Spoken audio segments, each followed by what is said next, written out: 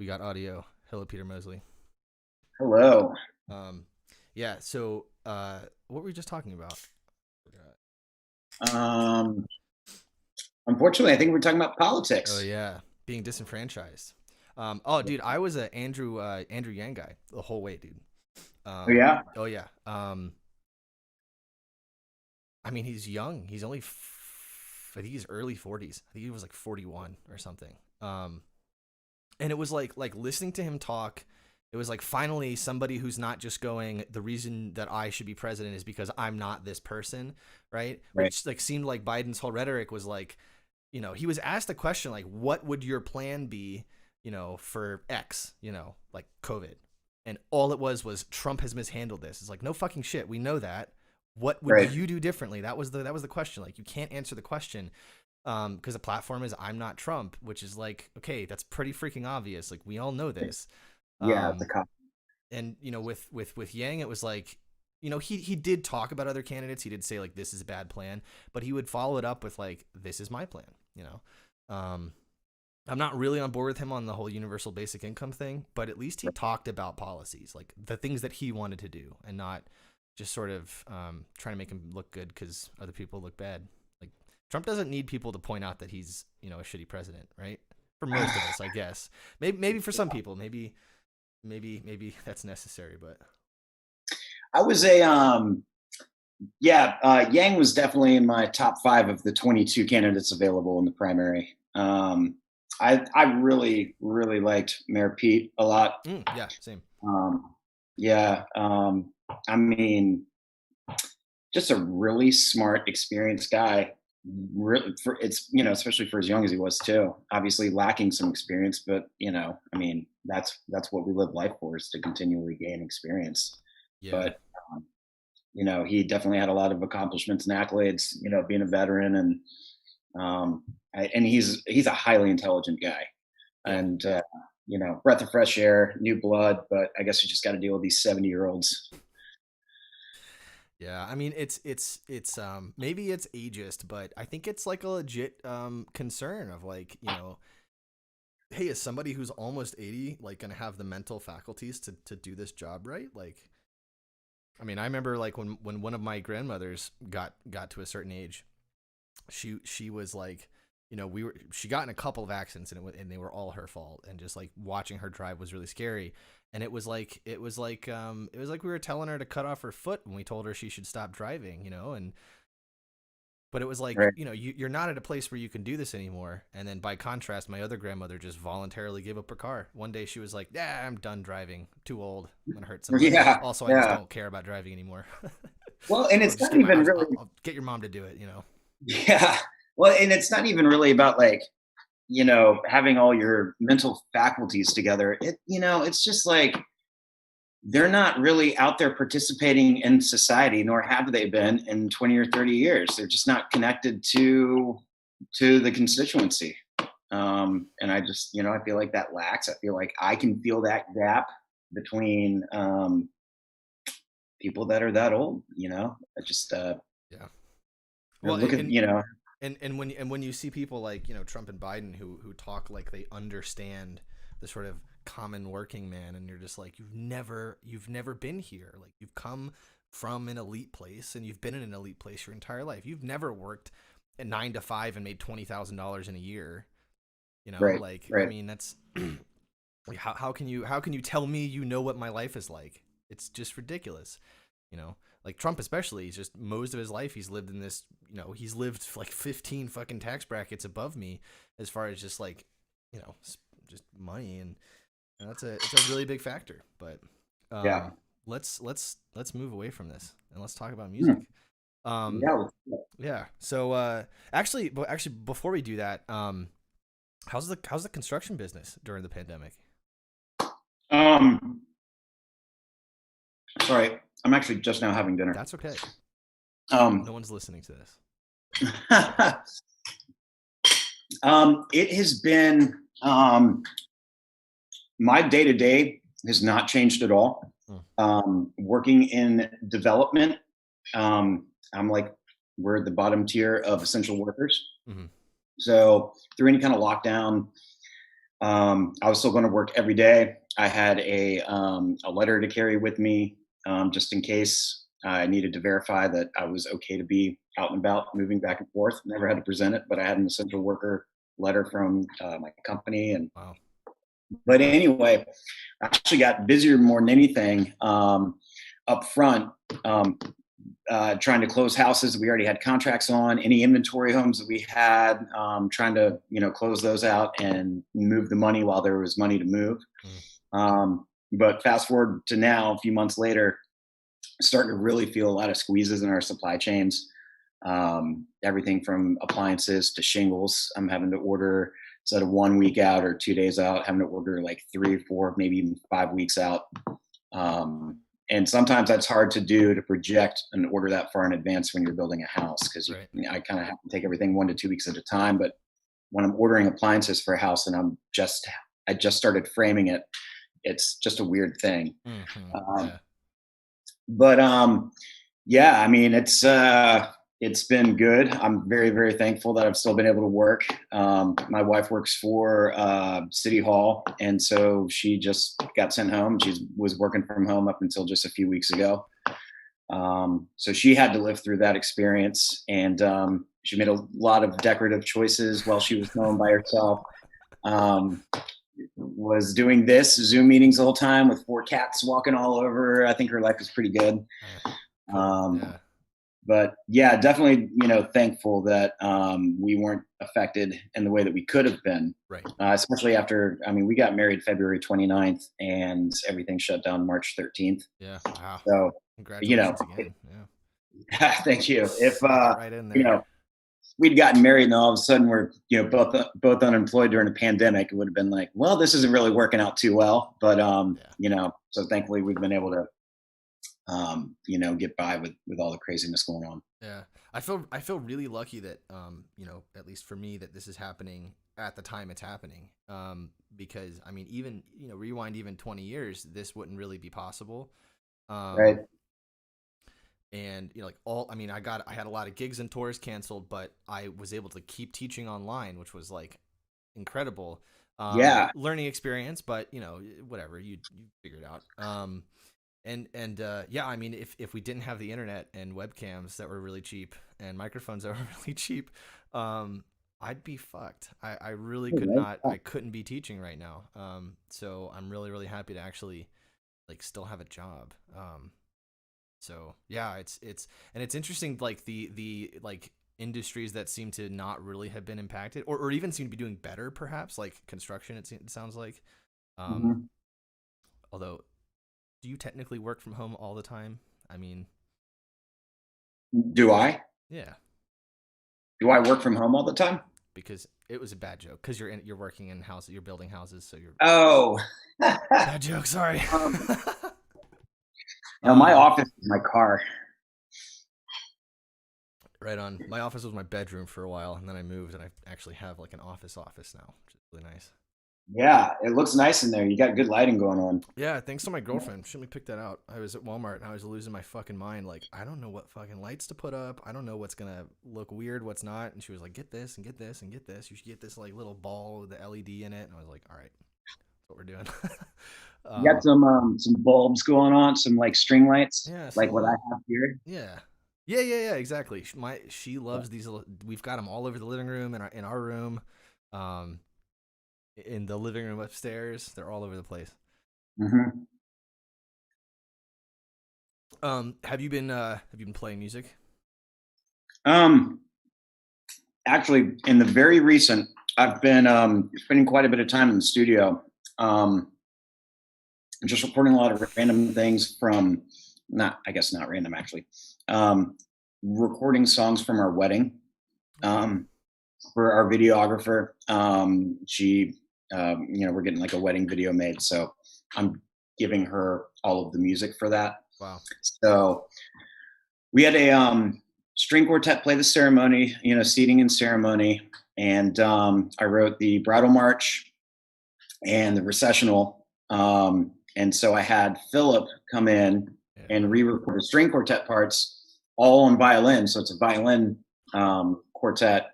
and he's got a 5-string, so Mm-hmm. he could drop down and play viola range stuff. But I had to move everything up like so far, to make room for since I didn't have a cello playing the stuff. So I had him re-record those 2 pieces. The wedding march piece is actually just like the main melody taken from a song that I had written. So I recorded a full version of that song, drums, piano, guitars, all that stuff, and did all that myself. So I've been working on that last few weeks, going in and out of the studio, Sweet. patching up these. It's probably, I think, 5 or 6 songs that I recorded for it. Awesome. Yeah. Sweet, dude. That's really cool. But in terms of like performance, Yeah. I have not done anything like that except for the annual I-12 punk shows that we do over Christmas. Sweet. Yeah, I mean, yeah, no one's performing. I actually did have a live gig a few weeks ago, and it was really, really strange. Socially distanced crowd, like everyone had to wear masks on stage, even our singer, which was like I'll wear a mask when I play. I don't really care, but he had to sing, and when you sing, you kind of taking these big breaths, tough. And the poor guy, like he gets off stage after our first set, and he was like, I have like mask in my mouth, like it was coming apart in his mouth. Oh, man. It was really, really odd. But it was really cool to play like an actual live show. Like we've been doing all these live streams. It's just really odd feeling like you're in a concert, feeling like you're doing a performance, and then like you finish the song and then it's just silent. Like, it feels really, really, it feels bad because I think, because if no one claps after you're done playing, then you probably sucked, right? So it was nice to actually be in front of a crowd of people and get that like feedback. It was really fun. So what was the setting? What was the venue you were doing this at? We were at a place called Larimer Lounge, which is in downtown Denver. It's a smaller venue, smaller stage. I'd say the stage is probably the size of this room, which is not very large.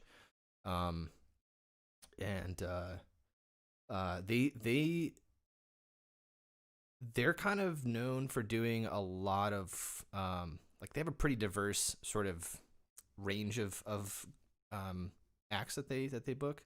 Like the first time I went there, I saw Thundercat, which was like mind blowing. I didn't know who Thundercat was, but I was with some friends and they were like, "We're gonna go to the show," and I was like, "Cool, I'll go." And then it was Thundercat. Do you know who Thundercat is? No, can I take a guess? Sure. Yeah. Is it a metal band? No. Is it a speed metal band? No. No, bad guess. Thundercat is this bassist. He's like Victor Wooten 2.0. Whoa. Yeah. Man, that's high praise.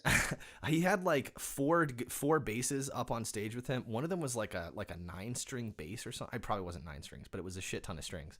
And he was doing looping stuff. He was doing tapping. He was doing really versatile with effects. So one of the things that he did a lot was octaving, and he would kind of sing these melody lines, and he'd have this bass line plus chords looped underneath it, and then he would sort of harmonize with himself with these tapping melodies. And it just really blew my mind. I know that like you can be really virtuosic on bass, but I think I still have this kind of like stereotype in my head of like bass is this really simple thing, and it's just the bassist is the guy who sits in the back just doing this, looking down at the floor. Oh, me too. I do too. Yeah. So like, that's a fair thing. I mean, I guess especially musical stereotypes, maybe are rooted in reality, but it was really nuts. But it was a great venue, and they always have good sound. One of the first places I've played, or one of the only places I've played live. I shouldn't say only. One of a handful of places I played live that actually make the cello sound decent through a PA system. Right. And I could actually hear myself on stage, which is not a luxury I get all that often. Well, what were you playing with? Who else was around you? It's a 6-piece. Myself, guy playing guitar and singing. Mostly plays acoustic, but sometimes electric. We have an electric guitar player, bassist, and a drummer. That's the configuration. So do you run mic'd, or do you have a pickup for your cello?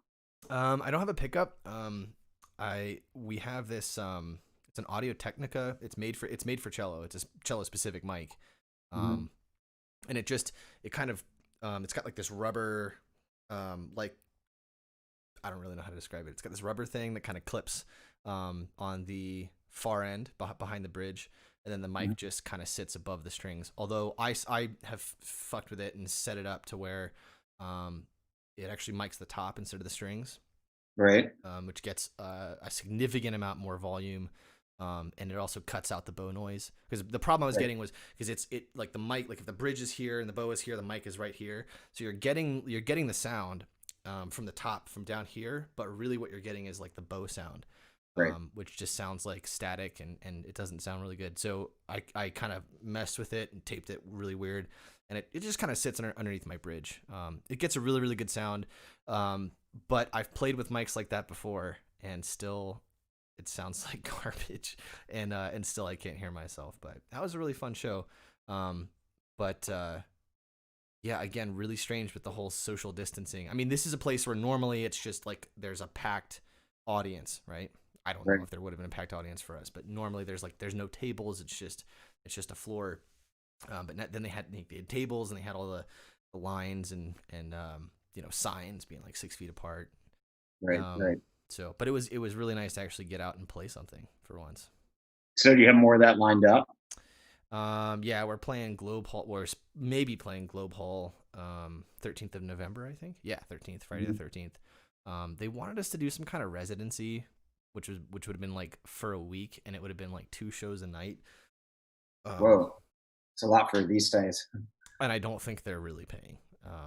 If they're paying anything, they're probably not paying a lot. So, we kind of told them no. We're like, we'll play like 2 sets a night on one night, but we've also got like we're doing music videos, and there's a bunch of other nonsense on the plate. So awesome. Yeah. So you and I know each other from college, and you did a triple major, which I want to talk about because that sounds just masochistic as shit. But I'm sure I've told you this before. I was a huge Yellowcard nut before I ever met you. I heard Ocean Avenue on the radio when I was probably 13, like every other 13-year-old. And it always stood out to me from the other songs on the radio. And I was like, okay, I'm gonna figure out, I want to listen to the rest of this band's music. And I thought the Ocean Avenue album was great, but it was Paper Walls and Lights and Sounds that really made me go, holy shit, this is a fucking cool band. And then you show up at Jacksonville University, and I didn't know who you were for like an entire semester. I thought you were just some guy who was going back to college, and I was like, that's really cool, and he plays bass and he's good at bass. That's awesome. And then somebody at one point was like, that guy used to be in Yellowcard, right? I was like, no, come on. Like, you're shitting me. What was what's the, because my band was supposed to be on the road for like, the better part of 2 months this fall, which is something I was really looking forward to. And that's something that you ended up doing pretty early in your life, in your musical life. What was that experience like for you? You were how old were you when you guys first went on tour? Let's see, the first time I ever went out on the road, I was 20. Wow. I pretty much spent the entirety of my 20s on the road. Let's see, I guess I left Yellowcard at the beginning of 2008. So really from for that eight strong years. And it was touring and everything from a shitty 80s Chevy conversion van pulling a trailer to RV and trailer to eventually hitting the tour bus status. There were a lot of different levels of it. It's definitely not as glamorous as one would think, even the tour bus days. When you're just waking up in a different city every morning, it becomes a little monotonous. You're just like, fucking great, we're in Cleveland, all right.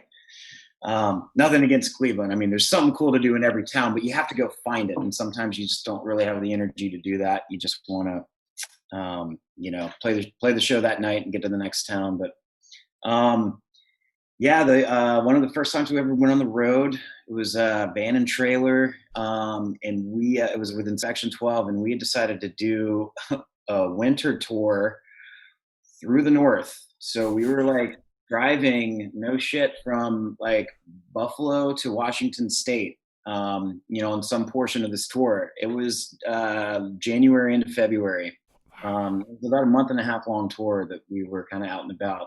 And the routing was all screwed up because it was, we were a no-name band, and we were hitting some weird places in front of 5 people, and just kind of getting whatever shows we could at that point. Yeah. Yeah, there's definitely like it can definitely be trying. It can tell you who you are, or you can try to tell it who you are, but no matter what, you gotta maintain some sort of control over yourself, because it's weird. It's exhausting. You run into weird things. You're 20 years old and you're drinking all the whiskey that you can at whatever club is feeding you whiskey, and you'll probably have to ask some more specific questions about it, because yeah, there's just a lot of shit to unpack in there. Yeah. I mean, were you guys playing pretty much like the same set every night, or did you vary it, different orders, or? Yeah, for the most part, every tour I've been a part of, that is what you do, because you come out stronger on the other end when you're playing the same thing every night. It's just building consistency. Yeah. Especially in Yellowcard, because we were, we would be playing to a click track, pre-recorded tracks, not vocals, but like a lot of string stuff just in the background that would get mixed in, and that's getting the click track is going to a sound design with the lights, and so everything's like kind of timed at that point. But that's that was at a higher level. Even in the early days when we were just a no-name band doing stuff, you definitely wanted to keep a level of consistency with what you were doing every night. When you show up somewhere and you only have 25 minutes to play, you need to know what you can do in 25 minutes, Right. and be efficient with that and whatnot. So does that get monotonous? Does that get old? I mean, like, is there a certain point where it just stops being exciting, or? Man, yeah, if you're the bass player, fuck yeah. I mean, I didn't want to say it, but No, I was totally happy to stand back towards the drummer, because I played through one of those, tall Ampeg amps that, the cabinet's called like the refrigerator. Yeah. And it was the perfect height for me to just set beers on and grab and drink. And yeah, towards the end of it, that's what I would do. I mean, I would take a 6-pack on stage with me, and, for the next hour and a half, that's just what I was doing, was playing bass and hanging out. Drinking on stage is dangerous. At least for me, in my experience. I almost got kicked out of a venue one time. So there's this Denver band called Eldrin, and they used to play this show. Oh man, I probably shouldn't name drop like this. No one's listening. There's 3 people listening, so whatever. But they used to do this show every year where it was at oh fuck, was it? The name of the theater will come back to me, but it was a joint concert between Eldrin and this band called Pedals of Spain, which is basically the same guys in Eldrin with a different drummer or something like that. And they would do an entire cover of the Abbey Road album and Dark Side of the Moon. And phenomenal show. I mean, these guys dressed the part. They had spent so much time dialing in sound and everything. I mean, they sounded like the album. It wasn't a cover show. It was like a reproduction of these bands. It was really phenomenal. And so awesome. I got to do that for 2 years in a row as the string section for the or in the string section for Abbey Road.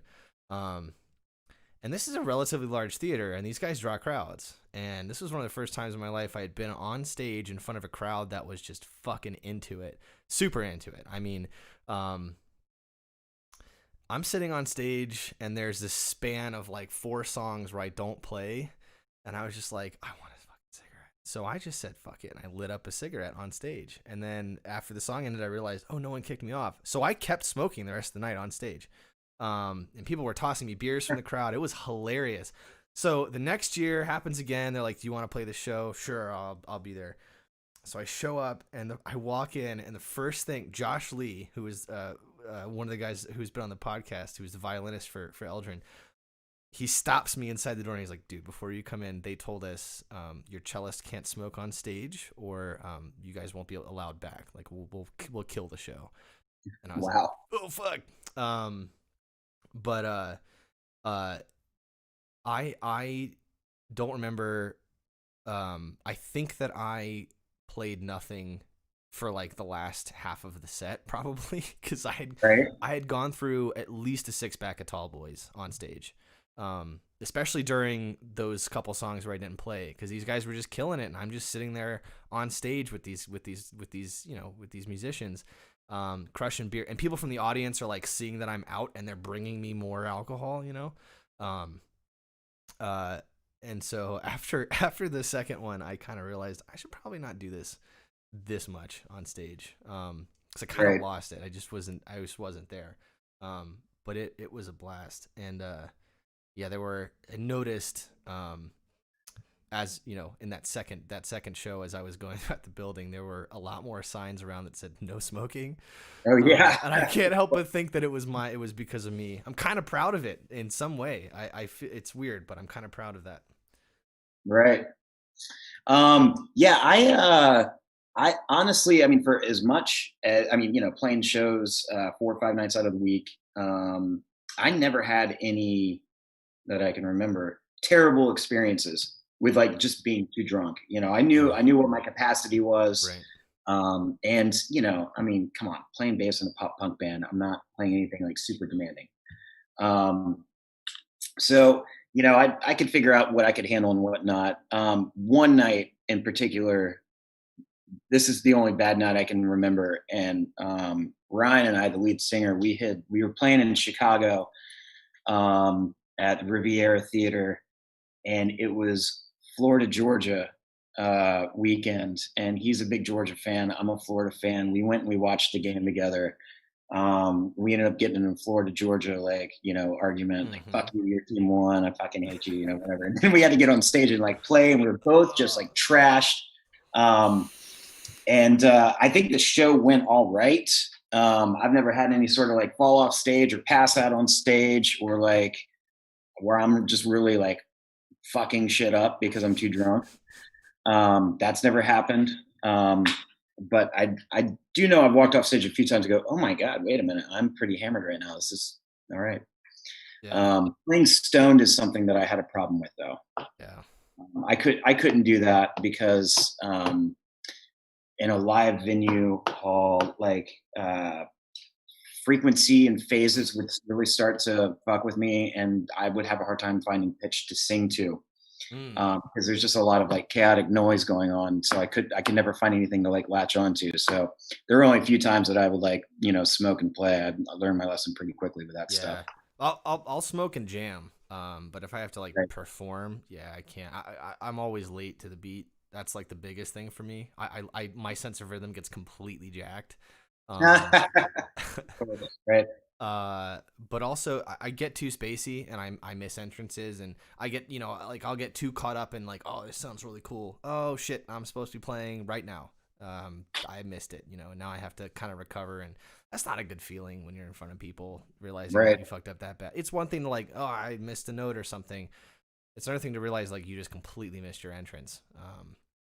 So yeah, I don't really do that. I've really stopped. Well, I guess I'm not really playing any shows anymore. Not much, but I've really kind of stopped drinking when I play shows. I just, there's something about being a little more present, especially with this band, because a lot of times, Canary was the exception, a little bit of an exception to this, but a lot of times when I played with bands, it's like play with the bass players playing. It's really just like we want to look cool because we have a cello on stage, right? There's no sort of intention with the instrument. Right.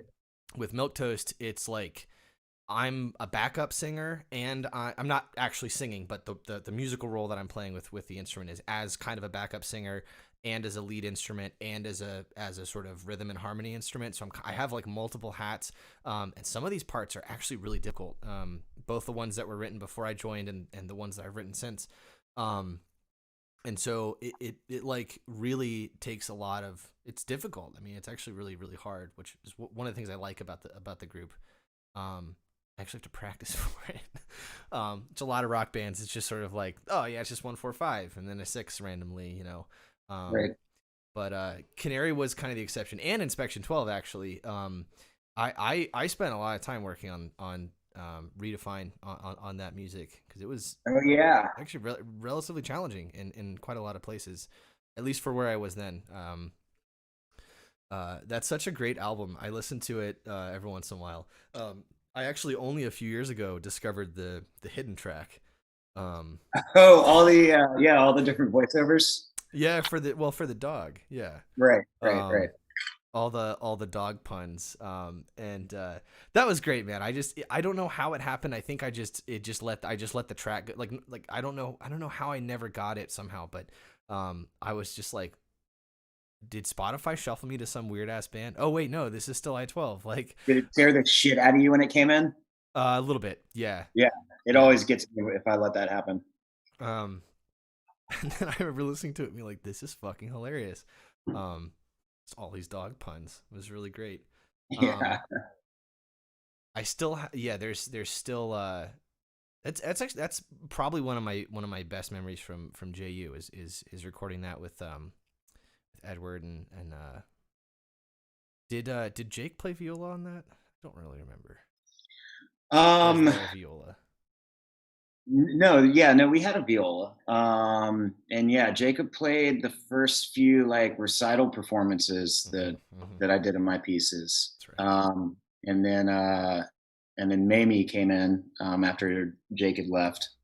And she's she's good stuff. Yeah. That was a blast recording that. Yeah, and it's I don't know. I kind of get a kick out of like, hey, I'm on this fucking punk band album, you know. Yeah. It's really weird as a cellist to have that in your bio. But I put it in my bio. I've played music. So with Paper Walls and Lights and Sounds, pretty big departure from Ocean Avenue as far as like style and there's definitely a punk line through it that's really, really prominent.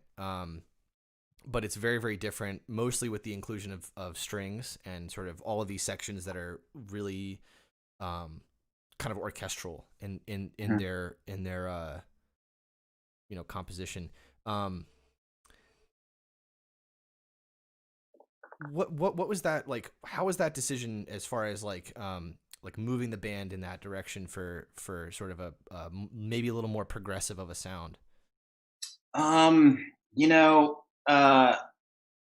gotta say it probably wasn't the best decision for us to make. We definitely stepped into the most common thing that is going to set you up for a sophomore slump record. By having something like Ocean Avenue that was successful for a certain reason, and by not following it up with what the people obviously like and want.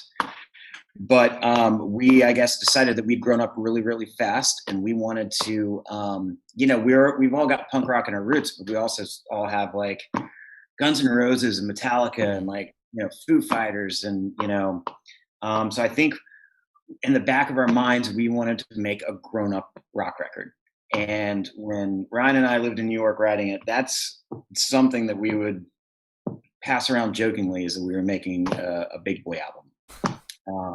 So the lyrical content, the structures of the songs, they just, they have more depth than what you got out of Ocean Avenue. And that was kind of the wrong thing to do. It was fun for us to make. Lights and Sounds is one of my favorite projects, if not my favorite, that I've been able to be a part of. It was really cool to be able to kind of throw all that together.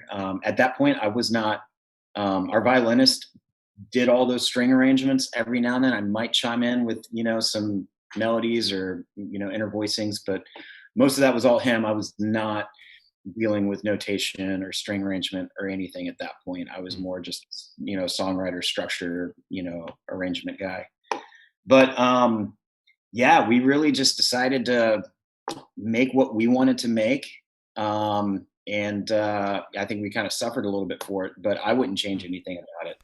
I Um, I didn't know that. I didn't know that there was sort of a sophomore slump there because again it was Ocean Avenue as like a 13-year-old was what made me go, this is a fucking cool song. And then right, I looked up the band, and it maybe took me a couple years to actually get your albums, but it was like Paper Walls and Lights and Sounds was the album that I found myself going, I really need to, like a song would end, I'd be like, I gotta listen to that again, because it just felt like there was so much there.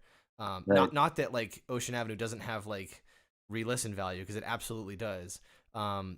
But at least for my ears, it was those albums that really made me go, I really like this band.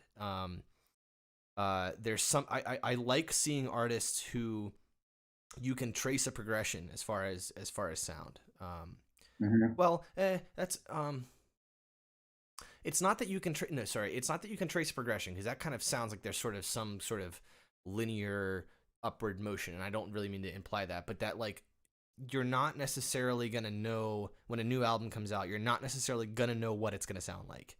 I right, like that. I like hearing, you know, that there's this exploration of sound happening, and listening to Ocean Avenue, it's this very straightforward, very good, you know, pop punk sound that is just so great. And then Lights and Sounds is so much like you can see that it's the same band, it's the same sound, it's the same idea, but there's a like a trend towards maybe maturity. I don't know. I don't really mean to imply that like Ocean Avenue is immature, but you know what I'm getting at. It's like there's a sense of exploration of sound. Like we're not just going to do the same thing over and over. Although it sounds like maybe that's what you should have done, but I'm kind of glad you didn't in a way. yeah. I'm glad too. I mean, it's when I say sophomore slump, like at this point, Ocean Avenue is like I guess maybe double platinum, and Lights and Sounds just went gold Oh wow.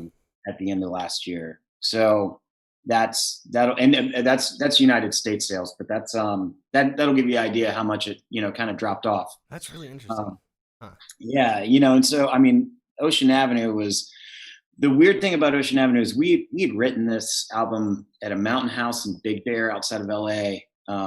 We went up there for a few weeks, and my cat's trying to show you her butt. Wait, move the computer. I You're gonna love have it. to go, Cece. This is the Tortitude cat. So I'm Maybe scared to like make her move. mine's in the chair. She'll probably come say hi at some point. Yes, I'm also afraid um, to make my cat move. It's not even my I cat. I shouldn't call it know. my cat. Yeah, so when we wrote Ocean Avenue, we'd written the entire thing at this mountain house. We locked ourselves up there for like 2 weeks and had a really cool, fun experience of band camp, doing that. And the song itself, Ocean Avenue, was written in the studio. Hmm. It was like the last song added to the record. Huh. And it was kind of weird that it worked out the way it did, because it was a matter of, all right, we've got a really good record here, but kind of just missing something. And this last song ended up kind of getting written in pre-production just before we went into the actual studio, and that ended up being what was missing was Huh. that song. And the album's a great summertime pop punk record, but Hmm. yeah, there's huge flavor difference between that and Paper Walls and Lights and Sounds. Obviously, Paper Walls, I feel like, is the quintessential Yellowcard sound for the writing on that record. It's not my favorite record, it's my second favorite record, Well. but I feel like that's kind of like the best. Yellowcard's been through, like, I don't know, 12 or 13 members. That's the best assembly right there, Mm, in my opinion. mm. I might agree with you on that. Yeah. Do you still have the MTV Music Video Award, or was it the Music Video Award, or was it different? Yeah, it's actually on my shelf over here. Okay. I remember walking to your house for the first time and seeing it on the fucking shelf, and I was like, "What the hell?" Look at that. Oh Yeah, my there it is. god. Yeah. And I actually didn't know until I literally just now Googled it. You guys got nominated for 3. You won 1, but you got nominated for 3, right? Yeah, that's right. Yeah, I forget what the other 2 were, but the one that we won was like Viewers' Choice Award, so that was pretty cool because it was like picked by fans. It says winner MTV2. You were nominated for also nominated for new artist and nominated for viewers choice. Oh, so it was the MTV2 award? Whatever that means. I don't know. It's still fucking cool. I don't really care what it's for. Yeah, it was the MTV2 award. You're right. Yeah, it's cool. My wife likes to show it off a lot. Why? I'm more proud of her. How did you end up with it? I actually tried to not end up with it. So why, Pete? What the hell? It makes no sense. Because I'm not in the music video. I wrote the song. I didn't write the song as in I single-handedly wrote the song. I was part of writing the song. But I wasn't in the music video. I wrote and recorded the record.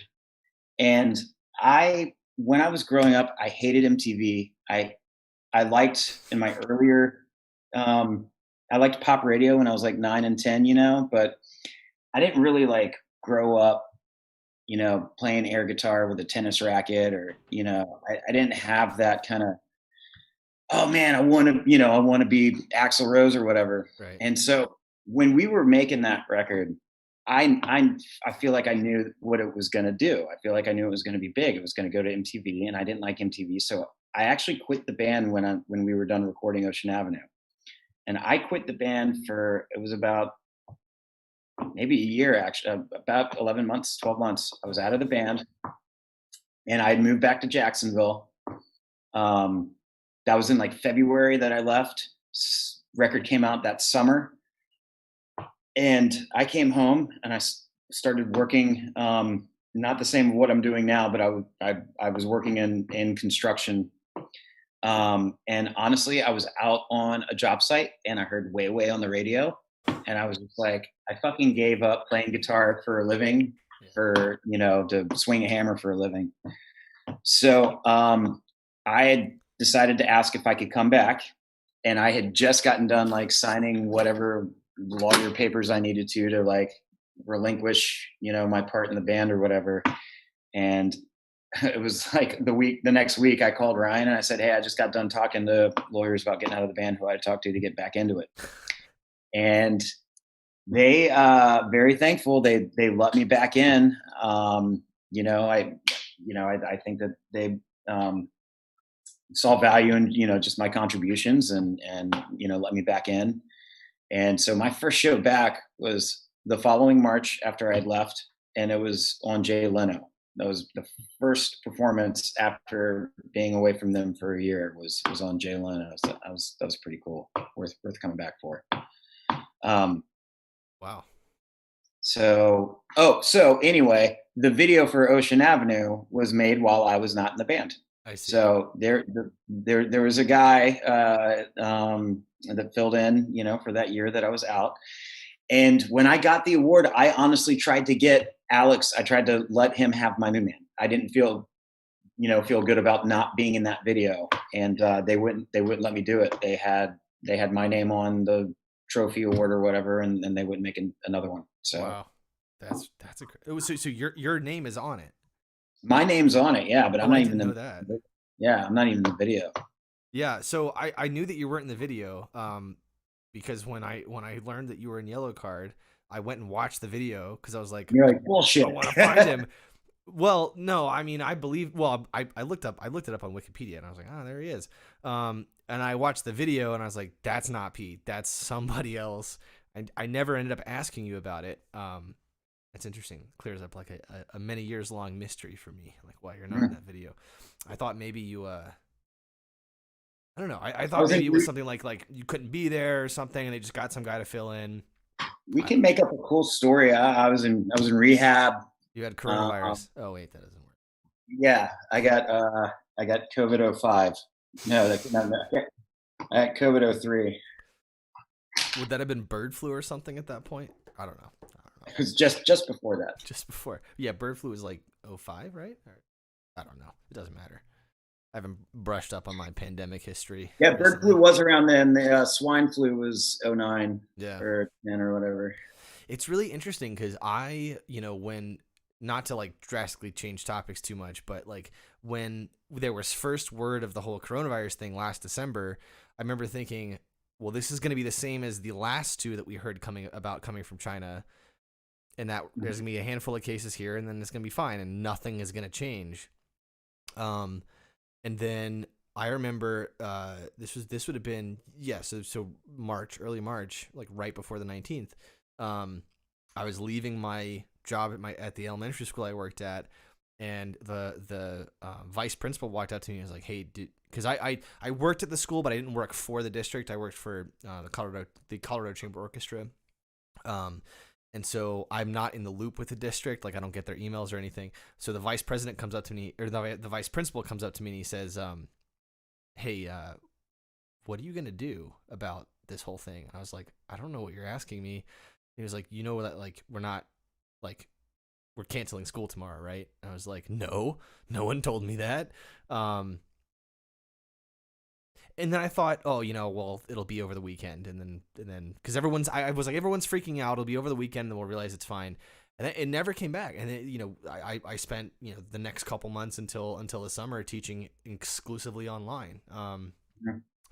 It's just it's a really interesting like place to be. And then kind of thinking about it, and it's like apparently the same sort of situation happened in other countries for the swine flu and the bird flu, like maybe not to the extent that it's happening like everywhere now. It just, I don't know, man. It's really, I was telling you before we actually went live, it feels like everything has changed and nothing has changed at the same time. Like, Right. like oddly. Right. And I guess that's like sort of my own myopic sort of, I'm just really kind of thinking about my own life, but, it seems like, because so Disney is now going to like Disney is restructuring their entire like operation to be geared towards streaming. The music industry is like ramping up. Like Spotify is now doing videos, although that's partially because of Joe Rogan. But they were doing videos for a while, but they're really ramping up like a video service. Everything is like moving towards like everything that's just virtual platforms. Right. And I don't know how you feel about this, but like at a certain point, I feel like I've lost hope of things going back to normal. You know what I mean? I feel like everything's going to be so much more virtual from now on. And Yeah, God, I had we had a lot of concert tickets starting in March all the way through this November. There were like 7 pretty big shows, everything from like Elton John, Bruce Hornsby, Alanis Morissette on her Jagged Little Pill reunion tour, whatever. So anyway, I've got like thousands of dollars in concert tickets that are just sitting there. damn. And they keep like resetting the dates and whatever. And I'm worried. Like, am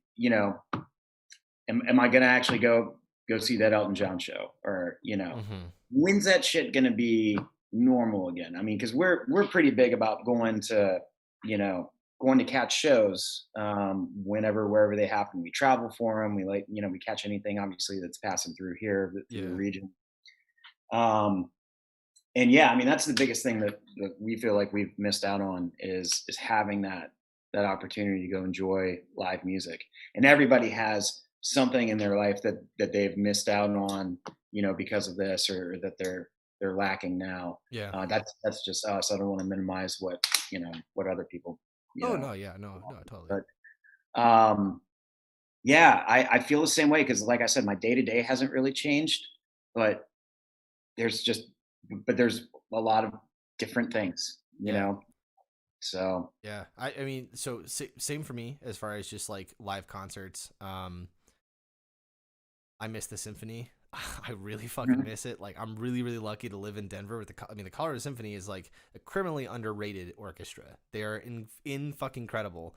And they're kind of stuck solidly in the second tier, and they need to be a lot higher. But, I miss that. I miss actually playing in front of people. I miss weddings, which I never thought I would say because I've been fucking way over weddings for a very long time. Right. Except for weddings of people that I know. That's a different story. But you know, if I don't know you, then I'll play your wedding. But you know, whatever. You know, I'm not gonna call myself a foodie, but I like food and I like trying different restaurants and stuff out. I can't really, I mean, you can kind of do that again, but kind of part of my reluctance to go out too much is my girlfriend's a healthcare worker, and she specifically works with elderly people, and I would never know. There'd be no way that I would ever know. But if I in any way like brought it from somewhere, gave it to her, and she gave it to an old person who died, like Right. I can't stand the thought of that. So like, you know, for me, like I'm not really going out anymore.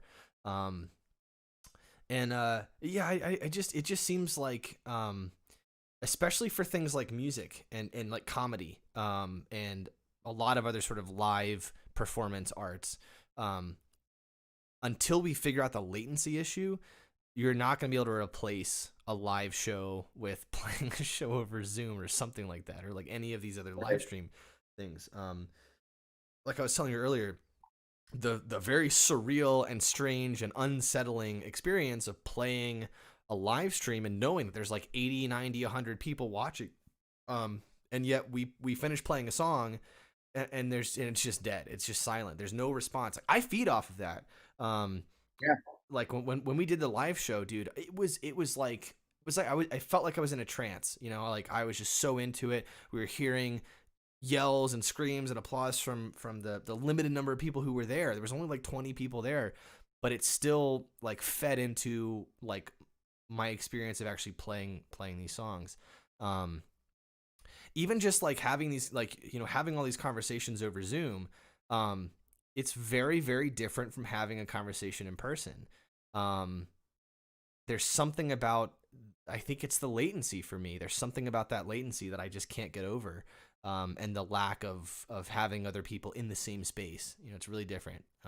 Yeah, I mean, communication all the way around. I mean, everything from, you know, like you said, when you're playing a live show and, you know, you get something out of that audience response, and even people in the audience, they get something off of each other's response, you know, and so everybody's kind of participating in the excitement of the atmosphere.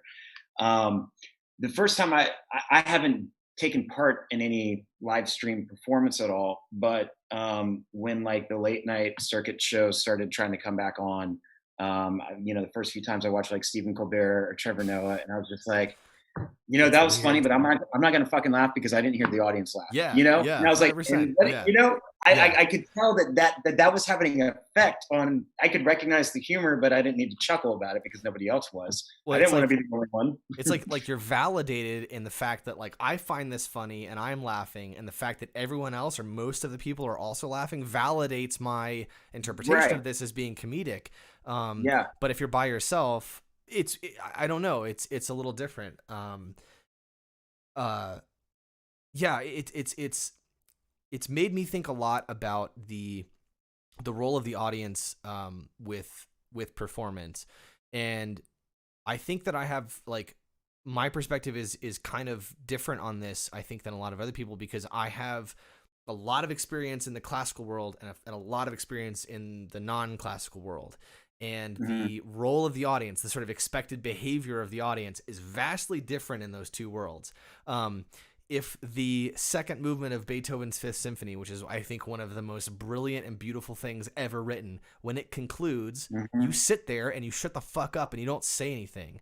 Even if it's the Boston Philharmonic and they just crushed it and it was the best performance you ever heard and all you want to do is go, you guys fucking killed it, you sit there and you don't say anything. Right. And then on the other side, you go to a jazz concert or a jazz jam. In the middle of a song, a guy comes up, he plays a solo, and he kills it, and you're like, "Fuck yeah, dude!" Right. And it's like not only am I thinking about sort of these sort of different like traditions or just expectations of the audience, but if there is no audience, is it a performance? Like, does it still count as an audience if some guy's just sitting there streaming on his phone while he's cooking eggs? Is he still part of the audience? Like, does that still really count? I mean, I don't really know. It's a question I'm asking myself. That's that's a question maybe John Cage can answer. What constitutes a performance? Don't bring that motherfucker up. Well, and actually, while we were talking about this, I was thinking, has anybody done a Zoom live stream performance at 433 yet? Oh, I don't know.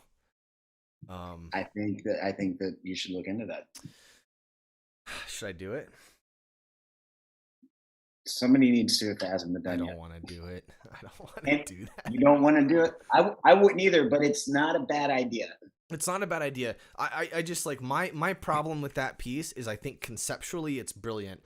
In practice, I don't want to do it. I have a lot better things to do in 4 minutes than just sit there doing nothing. I say that as a guy who sits here doing nothing a lot. But here's the thing. I feel like I'm like thinking, okay, so if I was to say I'm going to do a performance, I legitimately feel like I would need to practice for that.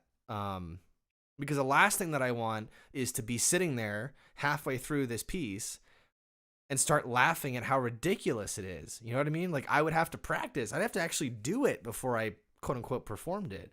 Hold a straight face for 4 minutes? Huh? Can't hold a straight face for 4 minutes? No, I can't. I'm really bad at that. I mean, yeah, if I went through it, I would have the same thoughts. This is ridiculous. But to be fair, I think it may be a different story if there was actually an audience in participation. So, because there's the pressure of like, there is a certain number of people, 10 people, let's say, who are watching me. Right. Okay. That puts me in a different mindset. If I'm just by myself in a room with a Zoom with my webcam and Zoom, and I don't know who's watching. Sure. Okay. So the concept's kind of built around the atmosphere is what kind of creates. So maybe the Zoom version of this is like, how many faces do you have tuned into your screen?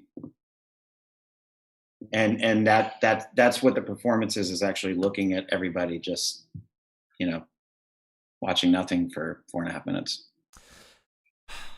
I'm not sure that would work though, because the idea behind the piece is that there is no such thing as true silence.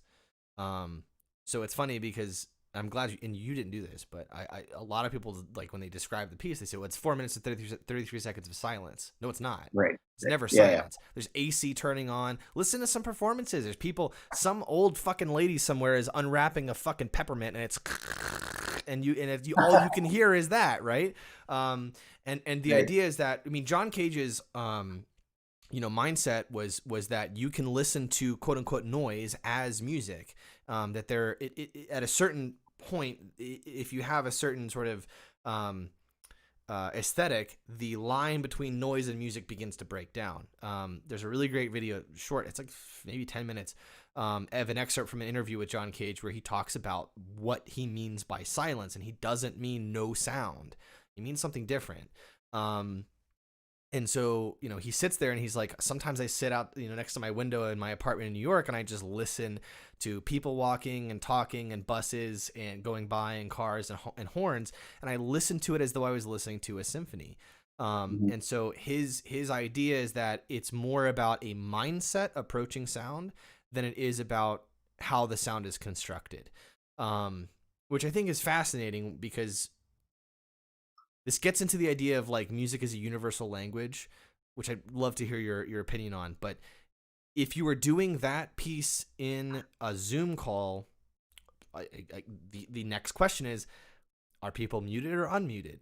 Well, I know at least from my experience, Zoom does its absolute fucking best to reduce background noise, which seems completely antithetical to the sort of ethos of the piece. Like, the idea is that the background noise is now the music. Right.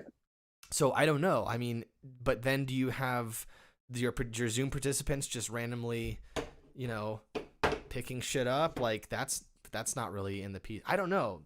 I don't know if that would necessarily work. I think there's only one way to find out. I'm not gonna do it, Pete. You do it. You do it. We need to get Tony Steve to do it. Oh shit! I should talk to Tony Steve. Yeah, you should. I'm trying to get Harrison. I'm trying to get Harrison on here. Oh, are you?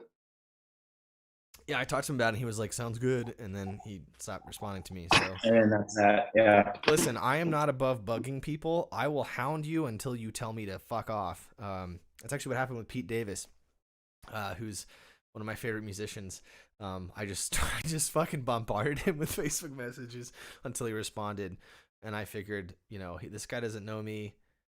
If he wants me to fuck off, he'll tell me to fuck off. But I just harassed him until he said yes. So then we did it. It was fantastic. Right. So to kind of rewind a little bit, the idea, this sort of what I think is this very pithy, non-saying, this like non-idea of music is the universal language. What are your thoughts? What do you think about that? Throwing you deep end. Yeah, man, I really wasn't prepared for this question, even though I've heard it my whole life. I don't know if it is all right, so it's definitely a language. So we can start there. And I think that there's variables of universal languages, talking with your hands, things like that. That got me around Japan, was using a universal language. I don't know if music is the universal language, but I would definitely say it is a universal language. I can't think of anything that would top it. There are ways to communicate, but the levels and dynamics of how you can communicate with music are just so far and wide. I don't know. Lead me. What are your thoughts on it? Well, okay, this may be a little bit pedantic and semantic, but the qualifier of a versus the doesn't really change anything, because music is not like, there is no a music. Like, music is not a thing, right? Music is lots of different things.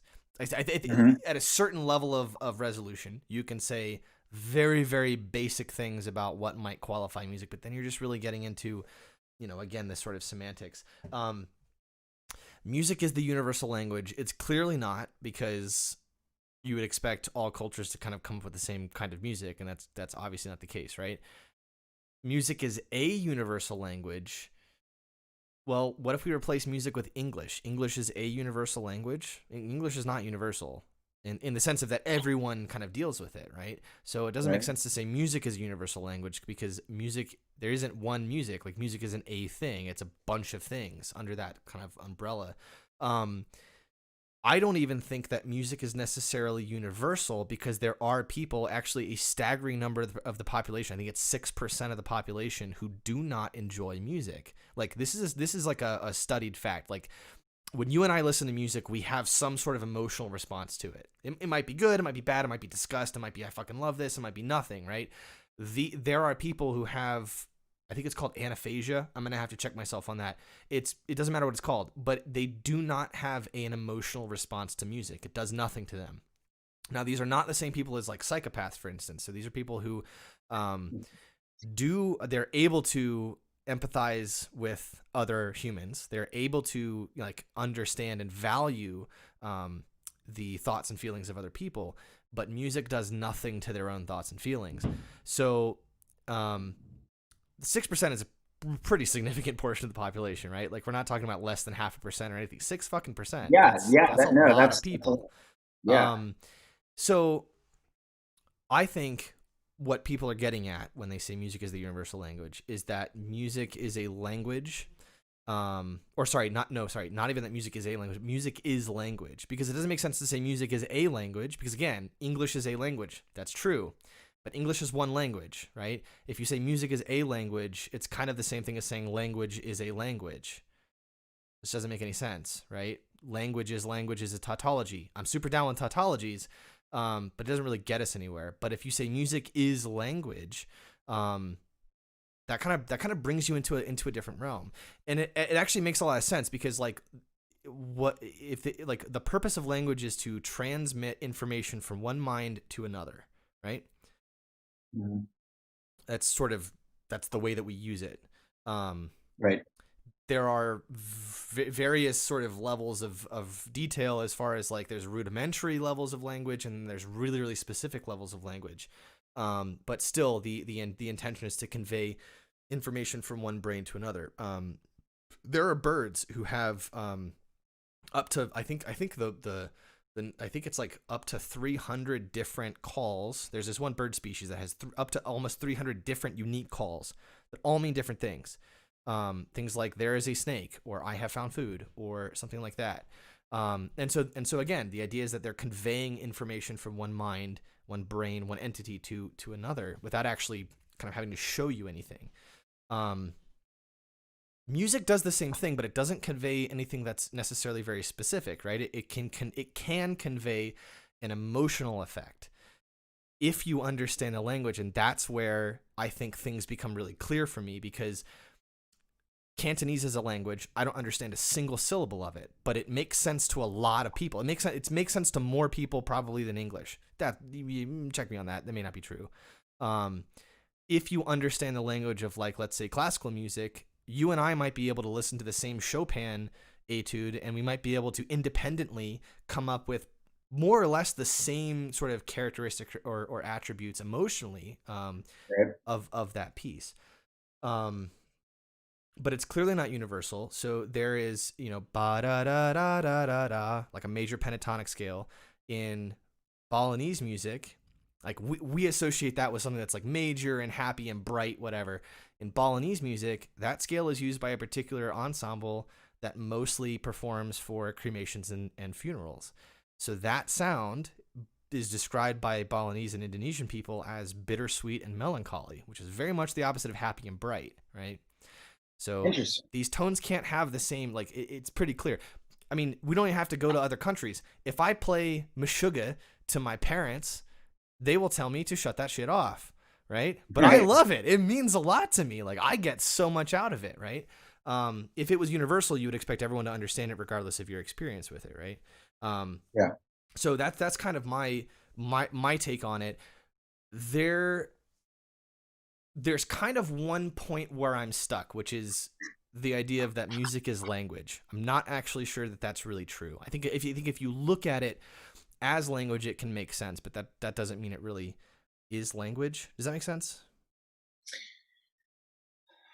I mean, like that's where I think I'm assuming something that I don't really know to be true. Right.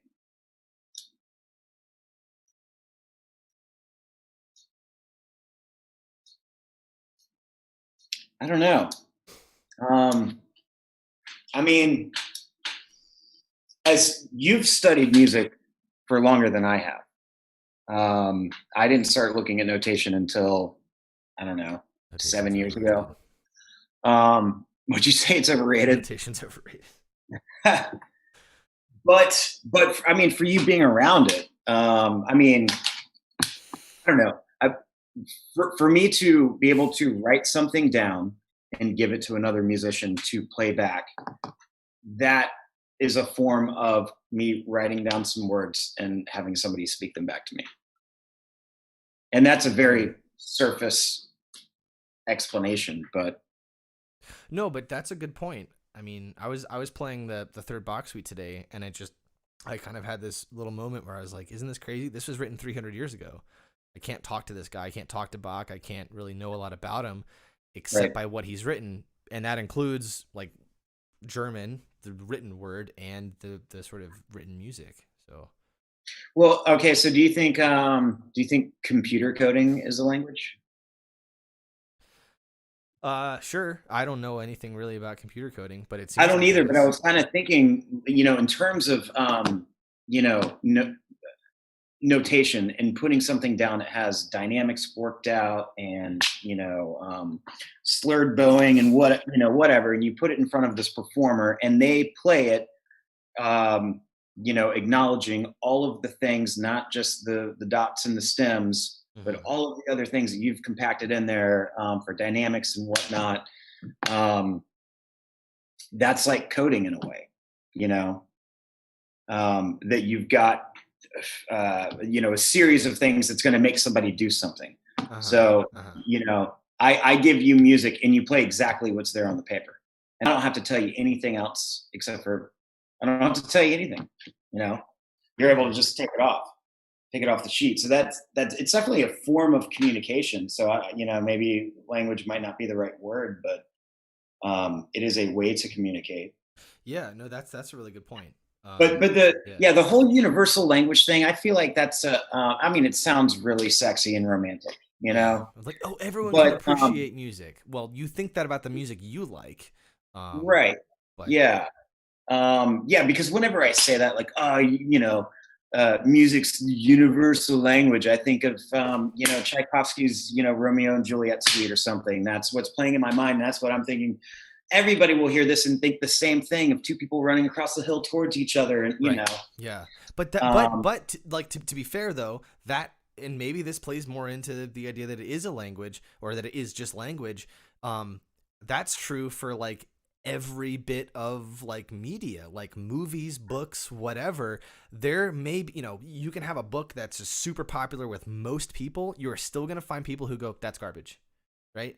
mhm, Like right. I've literally met people who think that the Lord of the Rings trilogy is a trash set of movies.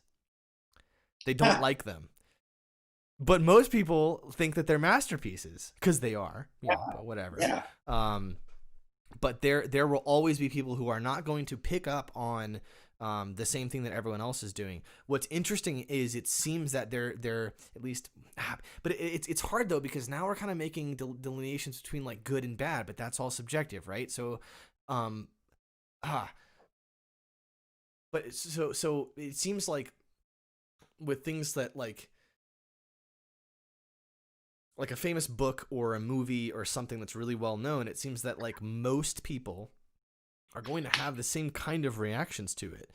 Um, the intensity of which and the sort of the qualia of which are impossible to kind of talk about because you can't really, like, I can say I feel happy, but you don't know exactly what kind of happy I feel, right?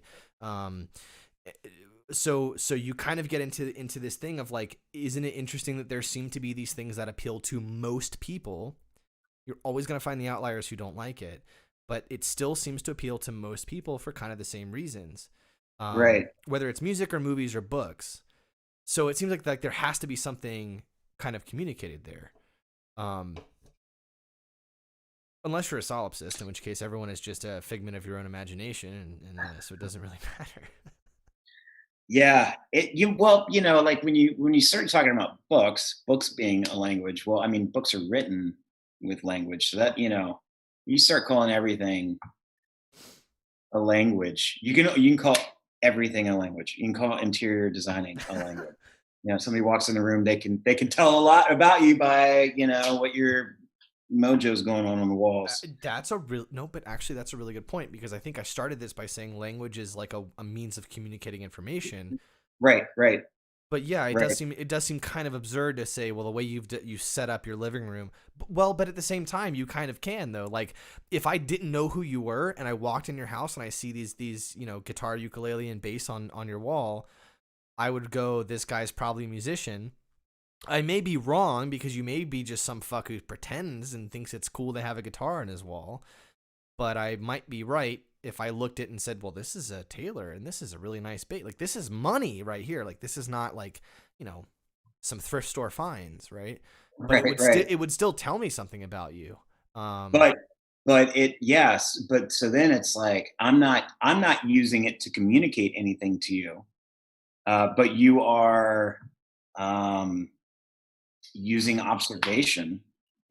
So is that listening? Are you listening to what I'm not trying to tell you with my interior decorations? well, they also call it body language, right? Like you're not necessarily intentionally telling me something, Ah, yeah. but they still call it language. Or, I mean, just because you call it language doesn't mean it is language, but Yeah.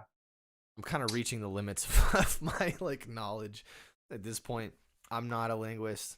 I kind of wish I was. I feel like it'd be really cool to be. So I'm really into this guy Graham Hancock, and he was on the Joe Rogan show recently with a guy whose name I can't pronounce. But this dude wrote a book, and Graham Hancock wrote the preamble or preface or whatever. And I kind of forgot where I was going with the Graham Hancock thing, but he yeah, where was I going with the Graham Hancock thing? I fucking forgot. It doesn't matter. I'll take over from you. Yeah. There's this scientist guy named, I just saw this clip last week. It was really interesting. It's kind of off topic. I guess it's relatable. By the way, Pete, this happens a lot in these podcasts. I lose my train of thought as soon as I bring something up. So like, yeah. It happens a lot in my life. Yeah. Fucking airhead. You're not even 30 yet. I'm not. I'm close, but no. So it's the scientist guy. His name's Richard Feynman, I guess. Feynman, yeah. Is that how you pronounce it? Feynman. So you know who it is. Yeah. Okay. I know his name. I'm not familiar with his work really, but. Okay, so I watched this video. It's like 3 or 4 minutes long, and I don't know who it is that's interviewing him, but he asked him, he's like, can you explain to me what's going on when you have two magnets you're trying to put against each other, and they're pushing away. Can you explain to me what is going on there? And he starts off by saying, I'm not going to answer your question, but I'm going to tell you why I'm not going to answer your question. And then he goes on this long explanation about things.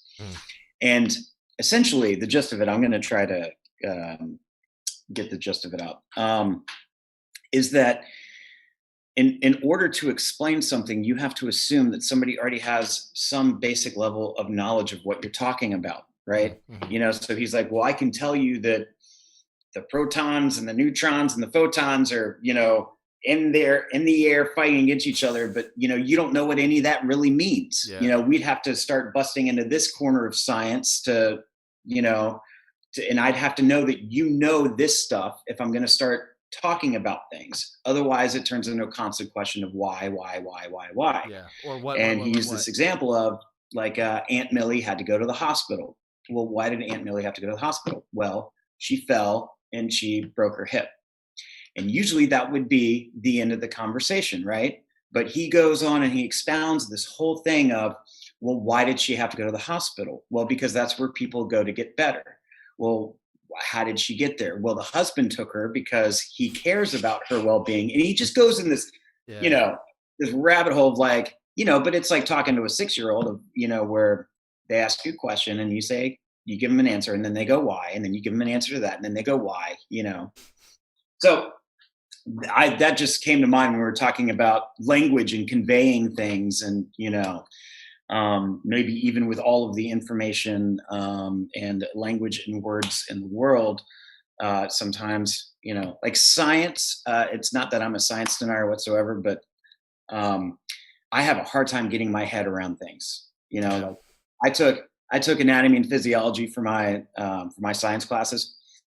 And those were like the worst classes that you could take for your science core classes if you're not a science major. I should have taken oceanography. It's a lot of memorization of just random sounds. But I was just like, I'm looking at my skin and I'm like, you're telling me all that shit's happening right now, with this, I'm like, whatever. I believe you, but I can't, I don't have the capacity for it. Yeah. When it comes, especially with,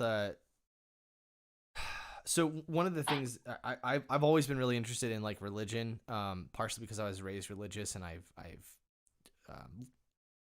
relatively recently in my life, but not that long ago, about 8 years ago, became an atheist basically. And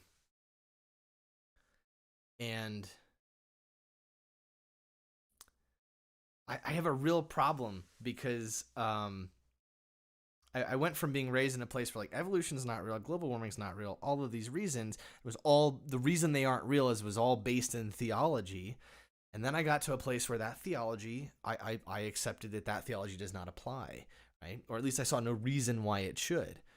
Okay, well now I have no reason to say the idea of climate change is false, or the idea of evolution is false, because I don't have these beliefs that preempt these ideas.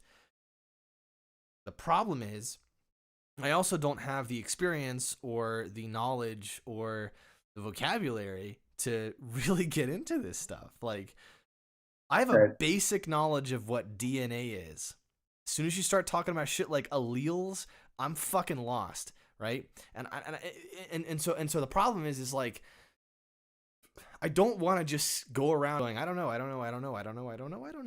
I think it's a valid answer to say I don't know.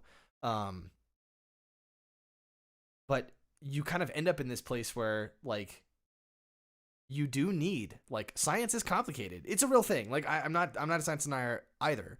Like, the scientific method is great.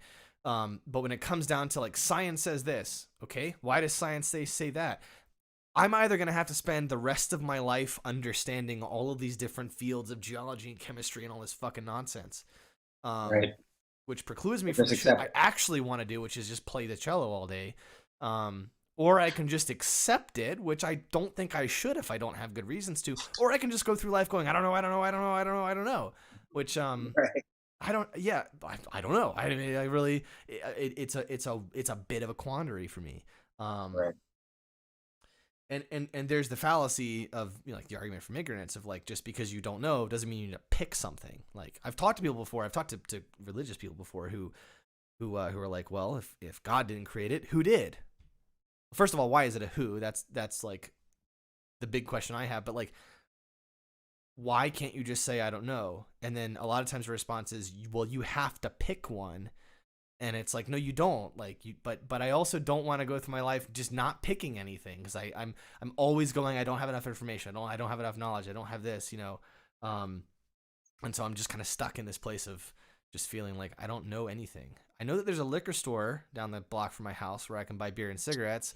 I know that my girlfriend is great. I know that I like my house. I know that the dog is cool and the cat's cool. And I know that that's a dope instrument. I know that I don't know a lot about it. Am I just going to be content saying I'm going to know a little bit about this very small kind of myopic microcosm around my own life? It really kind of hurts my brain to think about, because I want to say I know, but. Do you feel like these things are necessary to know? Is there like a basic level of understanding that you feel like you're lacking, and so it makes you deficient in a way? No, it doesn't make me deficient. Like, I don't think I'm less of a person just because I don't know stuff. Right. Because even Richard Feynman, you know, there's a lot of stuff he wouldn't know. He'd probably know a lot more if you kind of wrote them down one by one on a piece of paper. He'd probably know a lot more. He'd have a lot bigger list than me, probably. Right. I can't be it's illogical to expect me to know everything. I can't know everything. So that's off the table, right? I also can't know nothing. Because then I would just die. I have to know something. And I do know some things, right? Like, right. I can say that I know that this is a can of beer, and I know that I like drinking it. Like, I can say that. I know that.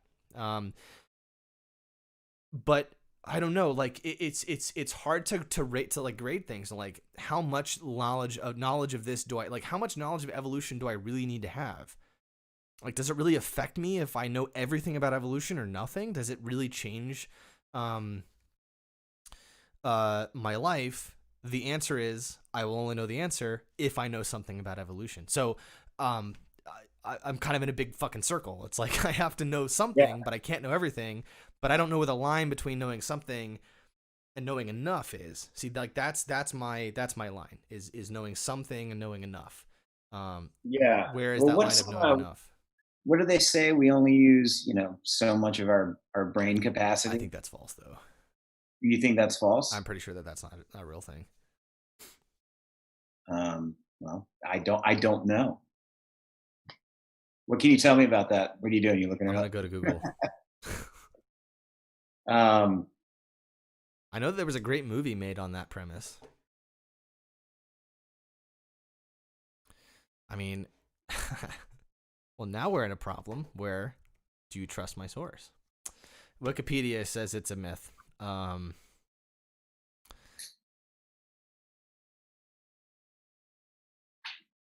Well, But then I don't. the problem with Wikipedia though is you can't. There's there's a YouTuber named Lamino, and he has a video called The 8 Spiders, where he references the myth of on average a person eats 8 spiders in their sleep every year or whatever, right? And so he was like, he made this video about how he was trying to get to the bottom of this thing. Is this a real thing? Do we really eat 8 spiders every year, every single one of us? And it turns into this whole kind of exploration of the problem with information and sources. Just because you scroll down to Wikipedia here on this article that says it's a myth and there's 26 sources, I'm not examining those sources. Like, I can't know. So he actually goes through this Wikipedia article about it and shows these 6 sources. 3 of them have nothing to do with the actual myth. So why are they sources? They're not even a real thing. And really what it comes down to is there's really one source, which was Snopes, but then the source that they cited wasn't real. It doesn't exist. So it's pretty obvious, I think, maybe at least to me, that the idea that you and I both eat 8 spiders every year in our sleep is probably just wrong, right? Like, spiders don't like wet, windy places. They like dry, stable places. Right. But it's still a myth that's been perpetuated for like over 100 years. And when you try to go find the source of the myth, you don't find the source of the myth. It's not there. But there are sources that say, here are the source of the myth. So I guess like sources are rabbit holes, and you and I don't have time to go down through every rabbit hole, which kind of gets down to my thing about I don't know. I just don't have time to go down every rabbit hole of every topic of every proposition that's given to me. Right. Some things seem more important than others. Like, is there a God? That kind of seems to be a little more important than, is evolution a real thing? Right? Right. Or is music a universal language? That's not to say I want to steer the conversation towards, is there a God? Because I don't. But Yeah, we don't have to go. No, I don't want to go there. But yeah, it's a matter of like qualifying the level of like, how important is this thing and how much time do I really have to go down the rabbit hole? Because honestly, all I really want to do is just sit in my room all day and play World of Warcraft and practice cello. That's what I want to do all day, right? So I don't know. I don't know what to do about it.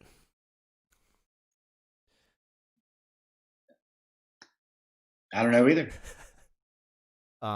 Yeah, sorry to take us on that rabbit hole, but no, rabbit holes are fun. No, I can definitely appreciate everything that you just said, and that goes back to whatever I was talking about with Richard Feynman, which is, did you go find all of these different whys? And you're trying to fully educate yourself on like one line, but it's not one tangible line. It's got 20 different turnoffs that you can just keep taking. Yeah. Well, this might answer that question, but you have to go look more behind that to learn about that. Yeah. Well, and so my question about capacity is like, there are some people that are obviously smarter than others, and some people that really use their full capacity of what they can do, whether it's mentally or physically. Not all of us really live up to what we're fully capable of. So I guess that's probably why that theory has stuck around. And so you wonder, like, where does that start? Is that like childhood thing? After a certain point in the learning process, have you just lost the ability to fully expand the mind when it's a sponge? I don't know. I feel like I could definitely be smarter. Sometimes I believe the myth that I only use 6% of my brain or whatever it is, or 20%. Yeah. I mean, like, to kind of steer things back towards music. I get this feeling all the time. I watch or listen to recordings and videos of great cellists and great musicians, and then I sit down at the same instrument and I'm just inept, and so it's like I know I have a demonstration that this thing is possible. It's possible to play in a certain way, and yet I'm not able to do that. And is that a limit of, like, it's not? This is actually kind of like disturbing. It's something that kind of keeps me up at night. It's like, is the reason that I can't play like Janos Starker is it a matter of time? Is it a matter of intention? Is it a matter of efficiency? Is it also a matter of just that there's something innate about me that I will never, that his brain is fundamentally was fundamentally different than mine, and that my brain can simply on a physical matter level cannot reach the configuration necessary to do what he does. Like, that's kind of scary because it kind of makes, like, if I could answer that question and I could find out, no matter how much I could practice 19 hours I could practice 40 hours a day, and I will never ever in the most efficient way possible, and because of my brain construction, I will never be able to play like Janos Starker. If I could answer that question, I would probably stop playing. Well, no, I probably wouldn't, but it would that make you feel better? Huh? Would that make you feel better? No, it would make me feel very hopeless. Because right now I have a lot of hope. If I can improve my efficiency and I can increase the time per day that I practice and sort of the consistency over time that I practice. Right. I mean, I know based on experience that will lead into being more capable and more comfortable. But like what I'm getting at is like, is the reason I feel that there's a limit to what I can do is that a function of just time and efficiency, or is there some aspect of just there's something innate about me that is limiting me, that I can never be like Jacqueline Dupre or Yo-Yo Ma or Janos Starker? I can't rule that out. I'm not saying it's real. I don't know that that's really true, but I can't rule it out. It does motivate me, though. I mean, you're obviously not them as people. So whatever qualities they have that allow them to get to that level are just going to be different than whatever your qualities are.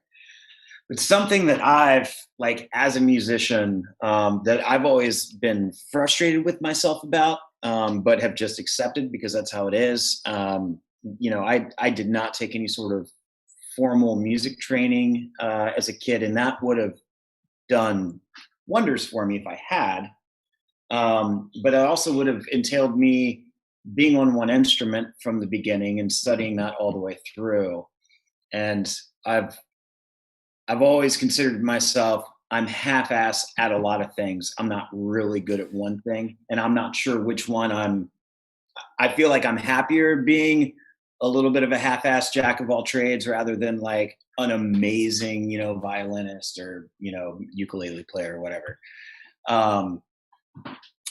And I wonder, I mean, because I didn't start getting any formal training at all until I was in college. And by that point, my brain was not the sponge that it once was. So I obviously could not live up to certain standards that, say our educators expect of us when we're in college to be the best and be the best and whatever. But yeah, like, I mean, one is time. I didn't have the time to be, a really good upright jazz player. Nor did I really want to either. I didn't have that desire. But at the same time, Pete, though, like, you're demonstrably a lot more successful than I am, like, professionally. Like, yeah, but that has nothing to do with level of talent. That's like that's a right place, right time. You helped write and perform an album that went platinum, and you have a fucking MTV Music Award, and it has nothing to do with your ability to play music. Like, not skill wise, no. No, forget about skill. That's not necessarily what I'm talking about. So let me clear this up. It's not about skill. What I'm talking about is, as far as like, if there's a difference in brain structure, I don't think that, like, I'm limited in my ability to develop my skills physically, as far as just mechanical motions of my fingers or whatever. I'm talking about something beyond that. I'm talking about musicality. I'm talking about the ability to speak to somebody in a way that leaves a lasting impact. The first time that I heard Janos, the fucking 50th time I heard Janos Starker, changed me. It still changes me. Like, his recording of the Casido solo suite, every time I listen to it, I feel like I'm a different person coming away from it. Right. I obviously don't have that, like, or else I would be doing what he's doing. Sure, my skills are not at the same level that that he had, but we're also talking about a recording he made when he was like 60 years old. So whatever. I'm talking about something beyond that. I'm talking about the ability to create something, whether it's writing or performing, to create something that speaks to so many people that seems to catch on. That's what I'm saying. Like, there's some insight into human nature, into the way that you express music. Forget about the level of difficulty or skill that it requires. I mean, listen, you could compare me to like, I don't want to do this because it kind of sounds like I'm tooting my own horn, but like you could compare me to like Oasis, right? Mm-hmm. I could probably like demonstrably show a lot more skills on the cello than those guys have on guitar, but they're doing, like, they have a career, they're selling albums, they're making a lot more money than I am. People want their autograph. It's got nothing to do with skill. It's got something to do with something else above that. It's like there's some way of using music to speak to people, and I you know what I mean? It's like maybe that's what I'm talking about as far as like there's something Yeah, innate. no, I got you. Yeah, I mean, I don't know. There's, um, if I think about people that have something innate, that have the ability, they're not the most proficient at playing or performing, but in terms of creating something that can get a large response. I think about, Lennon and McCartney, Mm-hmm. something like that. Mm-hmm. Mm-hmm. And yeah, I think that there's definitely something special about Paul McCartney. Something about John Lennon. They had a certain personality. They also had a certain writing style. But also a lot of it was just like circumstance of what happened around them to get big. Yeah. Same thing with us as Yellowcard, but I would never compare Yellowcard as having any sort of ability that Paul McCartney has. Pop music in general, I almost think, to some degree, because I'm self-deprecating, is like pop music is something that sometimes I frown down upon. But Yellowcard used to be a little bit of a punchline for me until once I was removed from it enough, and I've been away from it for a few years now, I can look back and be like, that's a pretty fucking cool thing that I got to do. Yeah. And now I can have like respect and appreciation for it. But for a while I don't know what my deal is with it, but I wouldn't say that because that happened to me, that I've got something about me that I can make success out of that say you can't. I think definitely I was more of a victim of circumstance in a positive way. Okay, so that may be true. I don't know your circumstances, but at the same time, I got to spend a lot of time with you, not as the basis of Yellowcard, right? Like, I got to spend a lot of time with you in Canary and doing Inspection 12 stuff, and Mm-hmm. I don't care about Inspection 12 because there's a lot of people that listen to Inspection 12. I care about Inspection 12 because I really like the music, especially the album that I got to play on. Mm-hmm. And some of that's just my experience and the fact that I got to like be around you and as part of your solo project, which kind of sort of morphed into Redefine a little bit. It's there's still something about that speaks to me. I've worked with a lot of composers, student composers, whatever.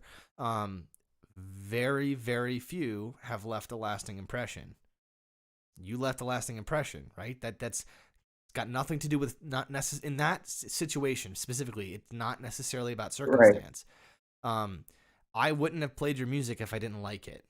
That's not necessarily true because I've played a lot of music I don't like. Yeah. So I take that back. But the reason that it sticks with me, the reason I remember it, the reason I can still hear the melodies, 7 years later, whatever, however fucking long it's been, there's something about the music, right? I don't like it just because you wrote it. Mm-hmm. If anything, I like you because you wrote it. If that makes sense, right?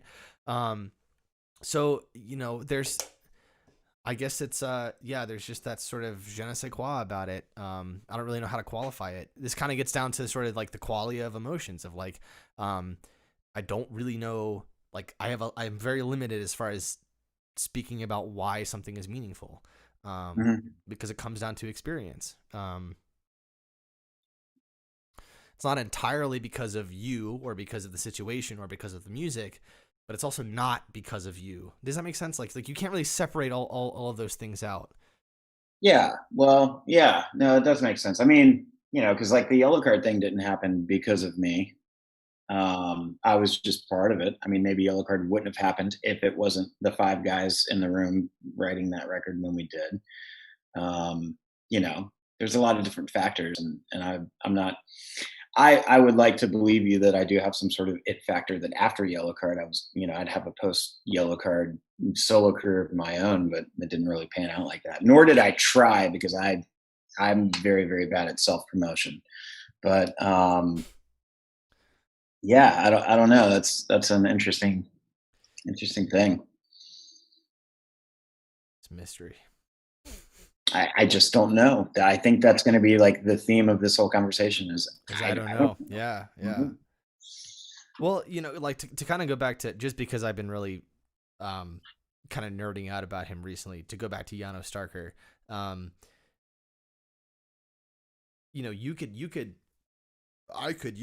Somebody could, go through a given performance and sort of say, this moment, this is why this moment was so special.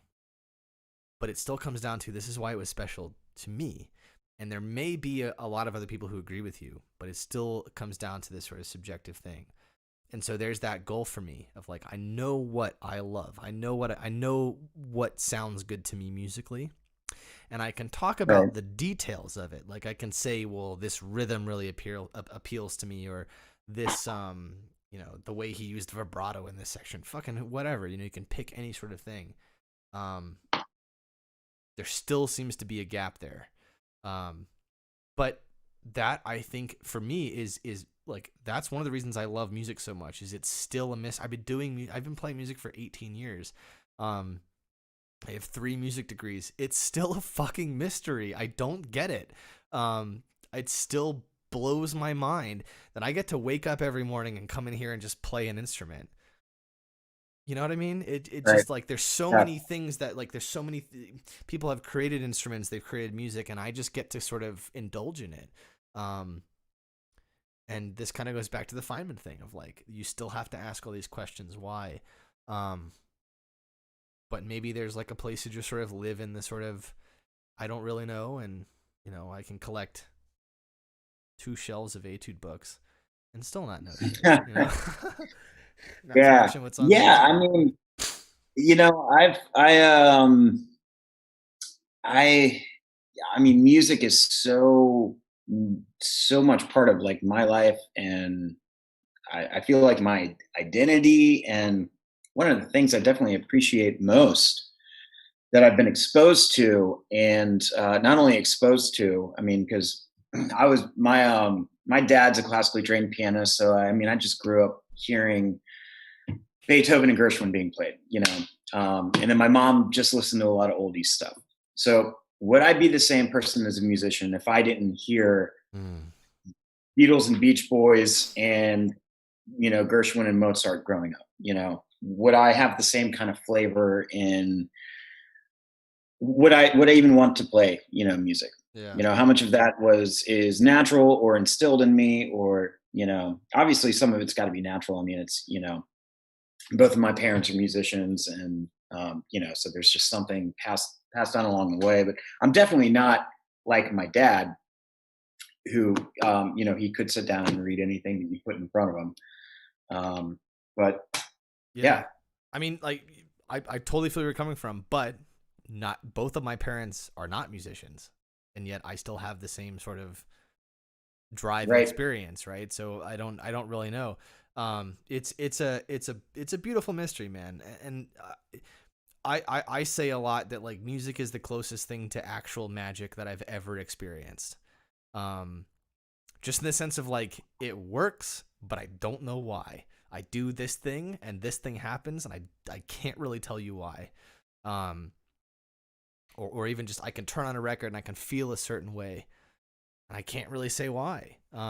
It seems like magic. Yeah, I've got there's like that, just that,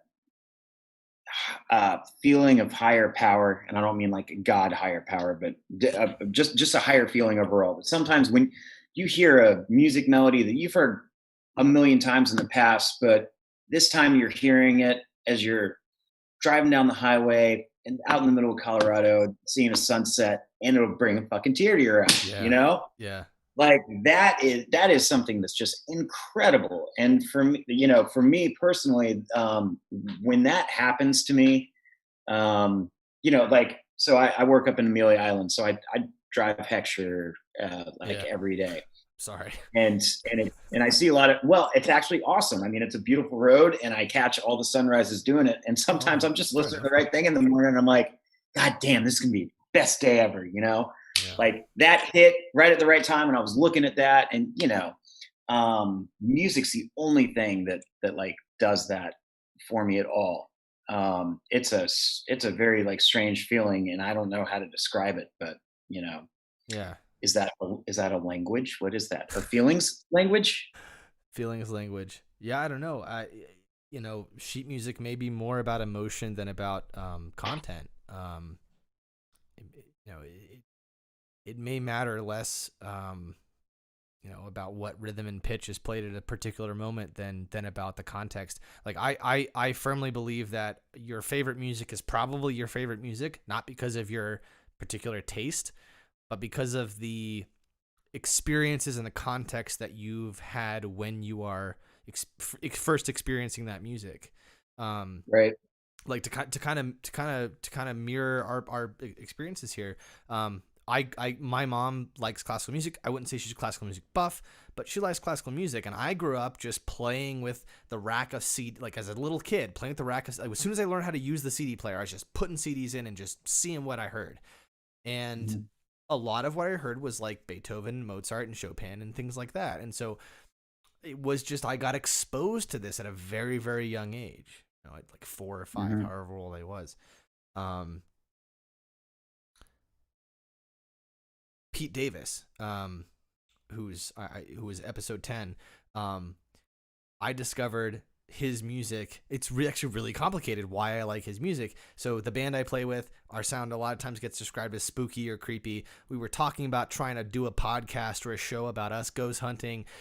I've never really been into horror or creepy stuff, but I was like, if we're going to do this, I really need to get used to this idea and this emotion. So I was watching horror movies, and I was playing games that were about horror.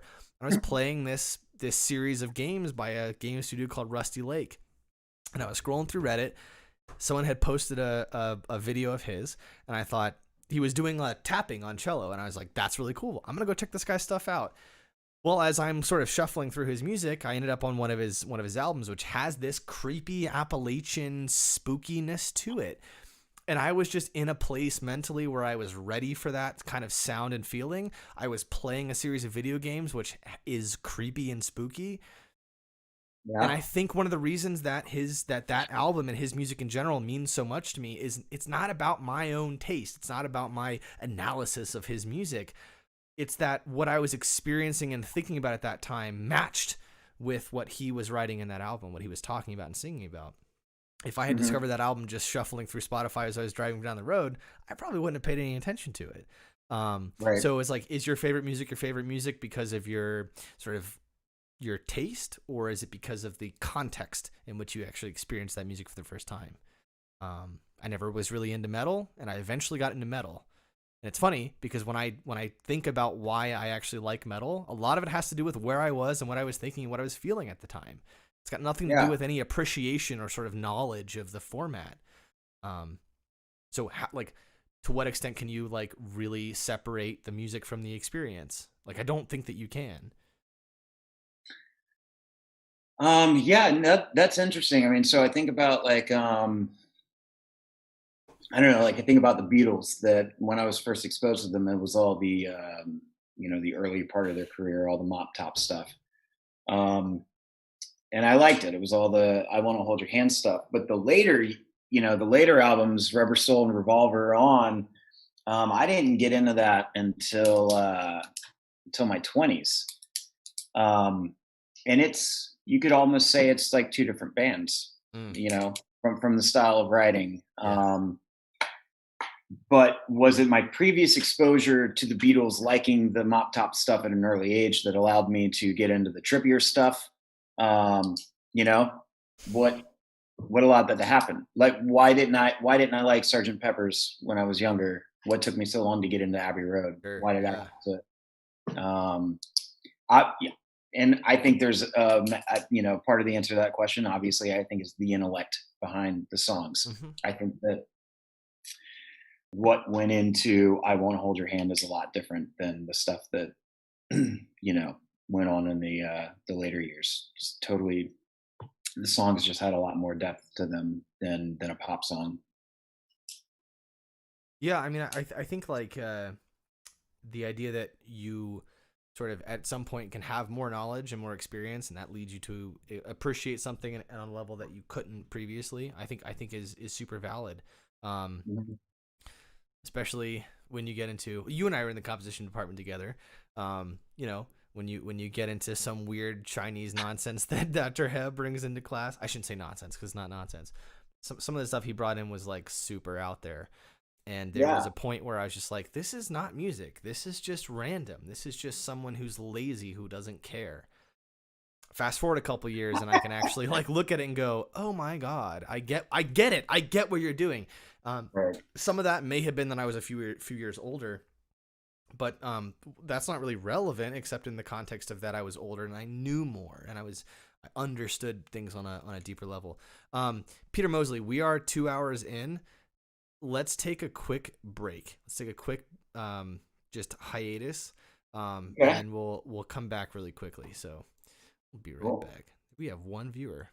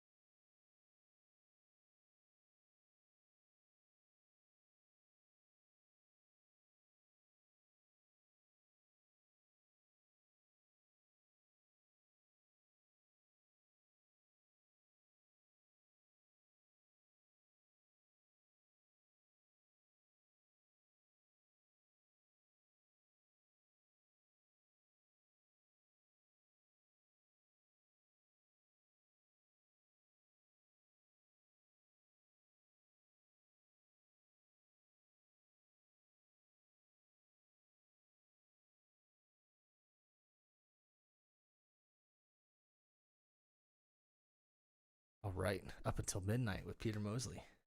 Yeah. That should be your podcast, buddy. Yeah. Right. So what's on the plate for you these days? I mean, I know you were talking earlier about writing music for your wedding and recording that stuff. If any other projects happening, any other Man, endeavors? I've got like a catalog of songs that I just keep building, adding to, whatever, and I just don't know what the fuck to do with them. So I've done a few like studio things before this wedding video music project that I'm doing now. So I've got a guy here in town. He's got his own studio. I've got a long-standing friendship with him. So I'll just go in and book 10 hours at a time and just go like do some random shit. Like a month ago, I just went in and recorded like 15 just piano songs and then put scratch vocals over like half of them. Sweet. I don't know what I'm going to do with them. I don't know if you remember a song "Waiting" that I had that was a duet.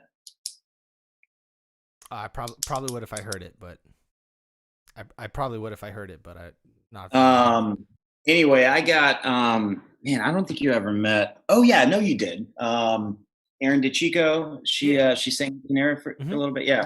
So I got her to just come in and like sing that song, but I recorded a full band version of the song. I'll send it to you. You'll know what it is. Yeah, please do. Please do. So I go in, I like to go in, I play all the drums, play all the bass, play all the guitar, build the song, from the ground up. And I like doing that stuff. And I've done that on a few like random things, but I don't know what I want to do. I would love to, I Inspection 12, we still do like an annual Christmas show, and we have been for fucking 25 years. So I still have that, but I've considered doing a new project. I would like to do a new project. I don't have time to do a new project for one, but I don't even know how I would approach it. I mean, it would either be like an adult contemporary piano rock band, or it would be a new version of a punk rock band, or it would be a piano string quartet band. I have no idea what to do. So I'm kind of just like letting the catalog build up and then going in and wasting money in the studio, just getting it off my chest and getting some version of it recorded. And that's about it. Yeah. And I come home every day. I still play a lot of music. I'll come home every day and play piano or guitar for, an hour and just kind of unwind. But I haven't really been able to apply myself or dedicate myself to anything too much more beyond that.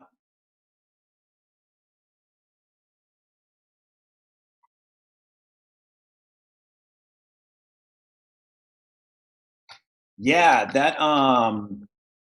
that show that we did at Mocha, um, that was cool. That was a pretty cool thing, and that was like I don't know how long. That set was like I don't know 10 or 12 songs. Yeah, I mean that was fun stuff to do. Um, Better players.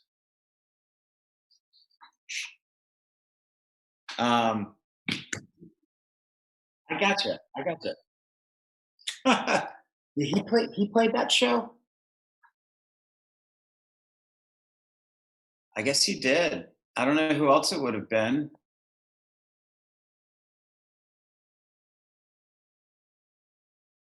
Yeah, and yeah, yeah. So and in spring of 14. Yeah, so I had a whole another year behind you. Spring of 15. Um, Dude, yeah, man. I mean, all those. It's not like I was triple majoring in like all different areas of academia. It was all music. A lot of the things just crossed over.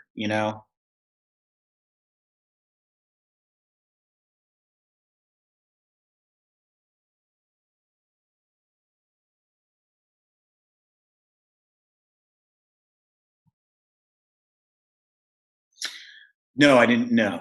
I say it like that. Definitely not performance. I am not a performance major. I am the least proficient person that you could ever put on a stage.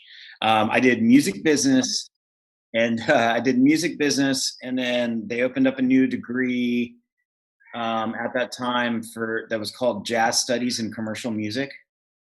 And so I took a class that was in that course program for arranging, and that's when I got exposed to finale. And once I started fucking around on finale, I was addicted, and so then I picked up the composition and music theory degree.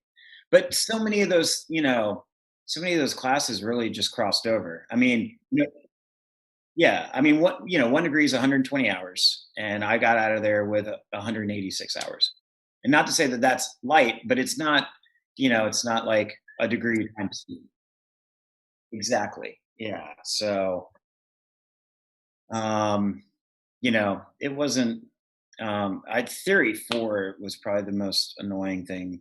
Um, I mean, when you talk about like who talking about earlier, when you're like you hear it and you're like, that's not music, fuck that. You know, whatever Dr. Ho would bring in, and you're like, what the fuck's going on here? This, that's how I felt about a lot of that serialism and all that stuff. It's just like, um, it's more mathematics than it is, feeling and composition.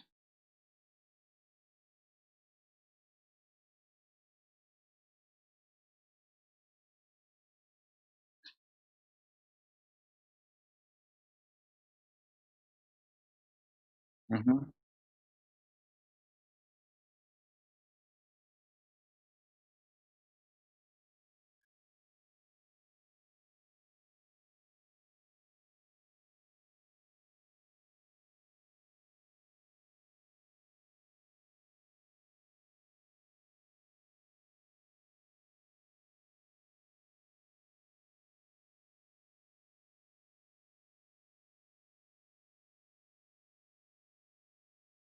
That's right. Yeah. Yeah. Forgot about that.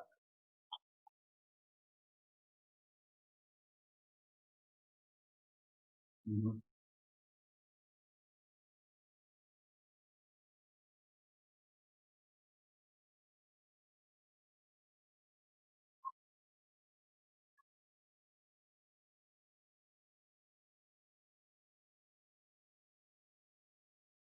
Right.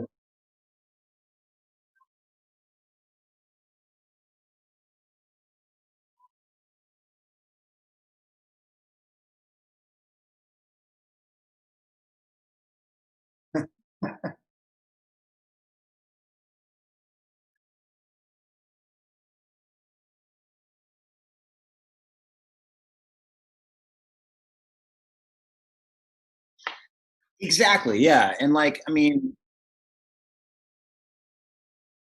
an academic is doing it somewhere, right? But it's not getting performed. And Schoenberg is not getting performed unless it's early Schoenberg. Um,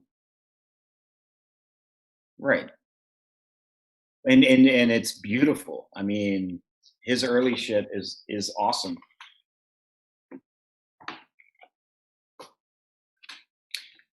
Um, yeah. So how'd you feel about your time at JU? Yeah.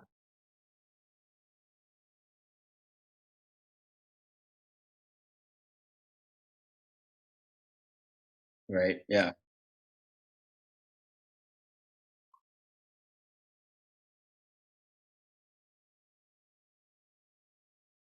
Haven't figured him out yet. Right.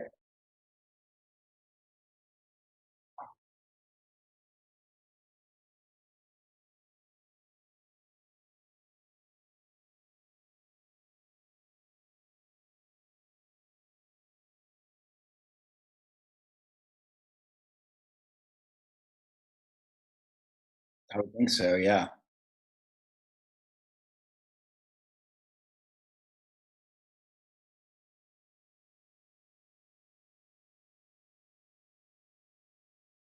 Mhm.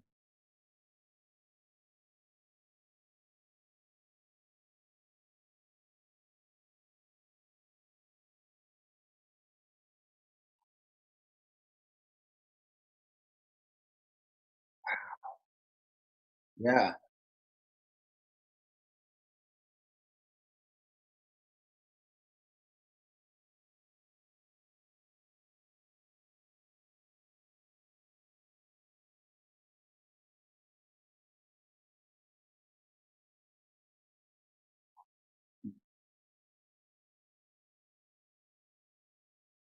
Right.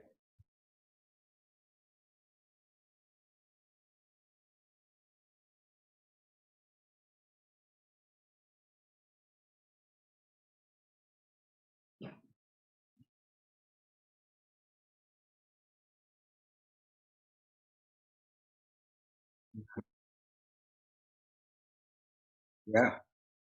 Yeah.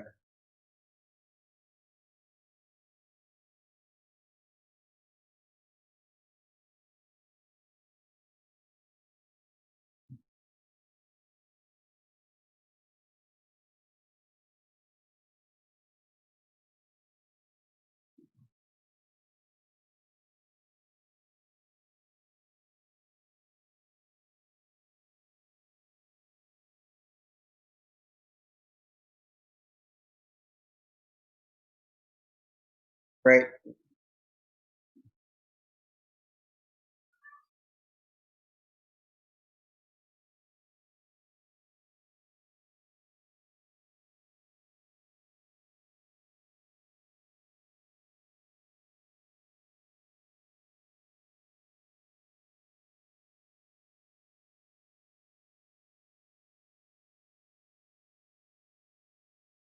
Awesome.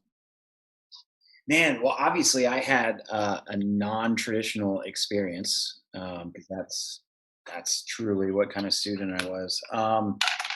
Yeah, I mean, I went to Stanton for high school, so I went to this college prep school. Then I never went to college, which is kind of a weird course. Um, yeah, kind of. So I mean, 10 years later, I started taking classes. It's the first thing I knew I was going to do when I was, kind of had dropped out of the Yellowcard stuff. Um, was just start taking classes, but I was jaded by my Yellowcard experience, so I did not necessarily go in thinking that I was going to do music. I was thinking I'm just going to get my core classes out of the way and maybe end up, getting a business degree or something like that. I had no idea, and it took me a while to kind of get over that jaded experience that I had. But I got kind of recruited into JU because they had a music business program and I had this kind of previous experience. So anyway, I being Jacksonville, born and raised, I was very proud and very happy to end up going to college at a place that bears, the Jacksonville name. Yeah, even got one of these things right here, little JU mask. Yeah, dude. Um, so yeah, I mean, I was so in love with the idea of going. And when I got there, I felt a little weird because let's see, I started in the spring of 2012, so I was um 32 years old, so I'm quite a bit older. I'm at least a decade older than everybody else. And for anybody that knew, I was in Yellow Card. Um, and so in some ways I felt like I had a weird target on my back. Like there were just different expectations about who I was going to be, whether it's that I was in a rock band, so I'm some sort of rock star, or that's all right. I think I'm a rock star, or that I act like a rock star, but people, already had maybe some preconceived notion around this idea of that, um, and or that because I had already had some sort of achieved some high level of a music career, that I was some sort of amazing musician. Um, and so I felt like I could kind of feel those things, made me feel kind of weird. Some faculty, I feel like I could sense, some, oh, this guy thinks he's, tough shit. Not I. It was, for me, it was a very humbling experience to be there. I mean, meeting you guys, meeting like you and Edward and just musicians like that were just so much younger than me and so much better at what you did on your instrument, and that you guys had that kind of focus and that training. It was extremely humbling for me. I always think about, when I think about all of the amazing musicians that I got to participate with there, like Haley Russell's one of them. Like she's just an incredible oboe player, and I just think about and Kim, just everybody that I got to come across. Um, really kind of repaired a lot of that jadedness experience that I had with Yellowcard. And I've told people this, and I don't know if it's just because it's my most kind of recent music experience, but I feel like I got a lot more out of the things I did at JU than I did when I was in Yellowcard. Playing in jazz ensemble, playing in the orchestra, singing in the choirs, and the pieces that I got to perform was so much more meaningful and fulfilling to me than playing Ocean Avenue at the end of every set in front of 3,000 people in Columbus, Ohio. Um, so I loved it. towards the end, though, there was some like political faculty stuff going on, and a lot of that shit like kind of spilled out into the hallways, and it kind of left a sour taste in my mouth because that was at the end of my run there, and because of my association with a certain professor, I was viewed as a certain way, and I felt like somehow as um, mixed in, not directly in the middle of this politics stuff, but everybody had picked sides, and everybody assumed that. I guess since they decided to involve students in this, I felt like I was placated to just be on one side, and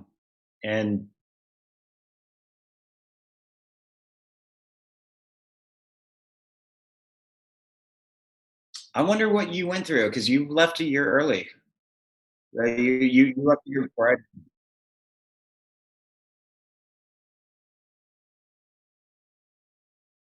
Mhm.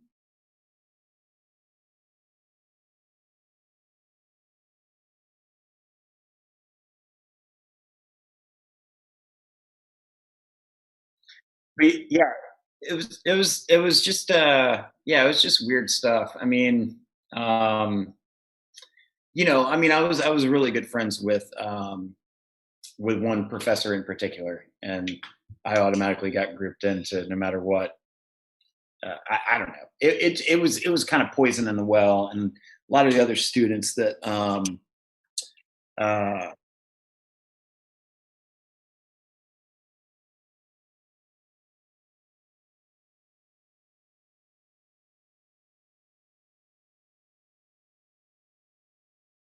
right.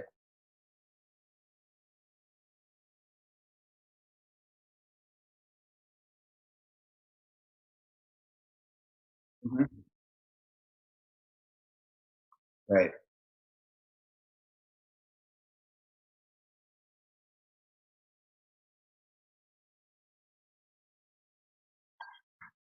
Mhm.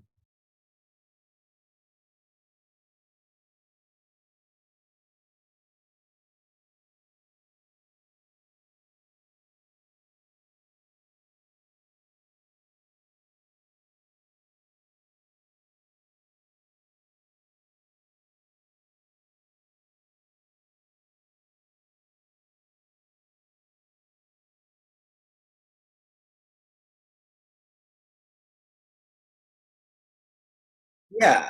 Yeah. Right.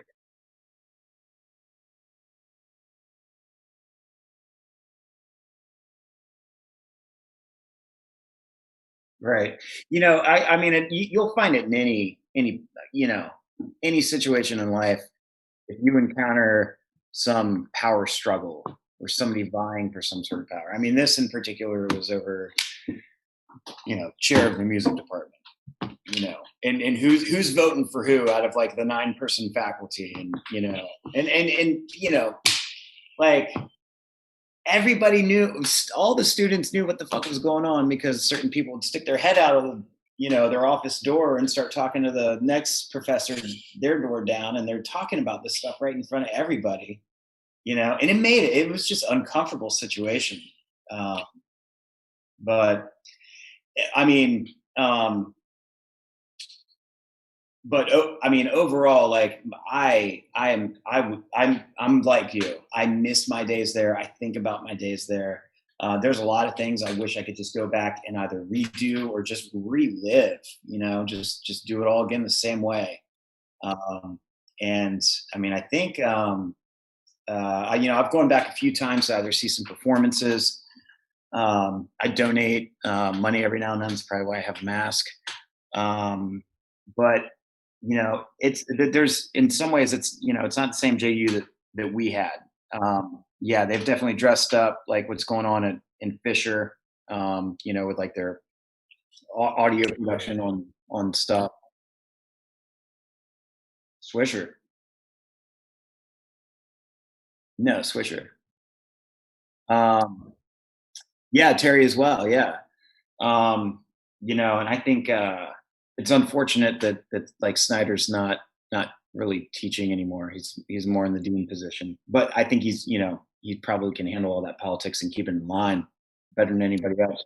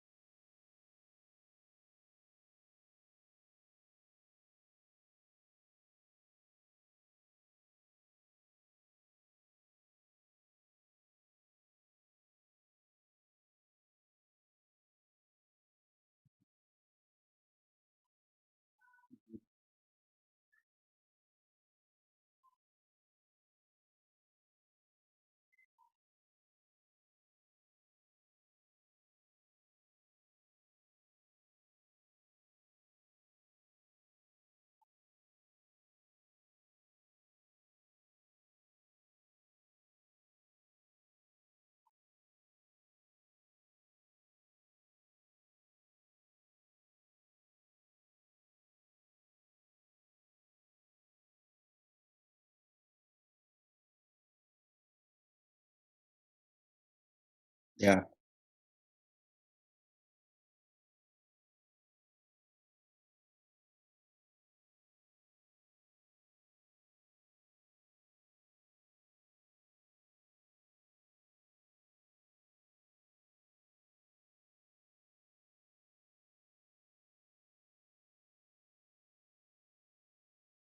Right.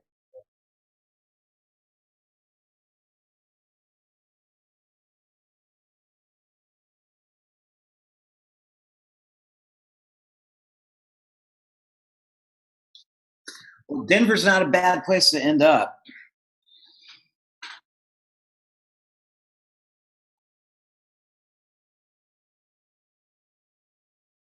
Really?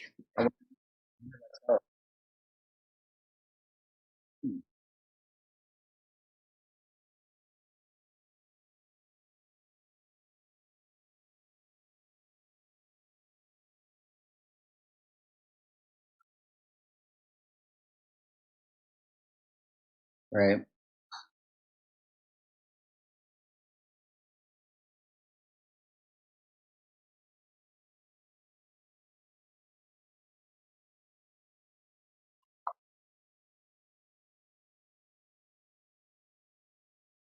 Mhm.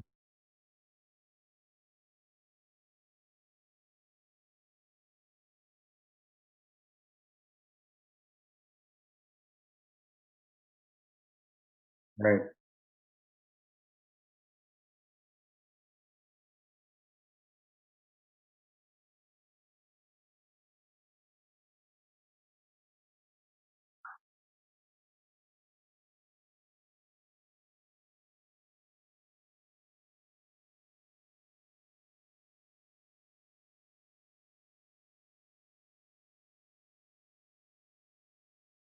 Right. Yeah.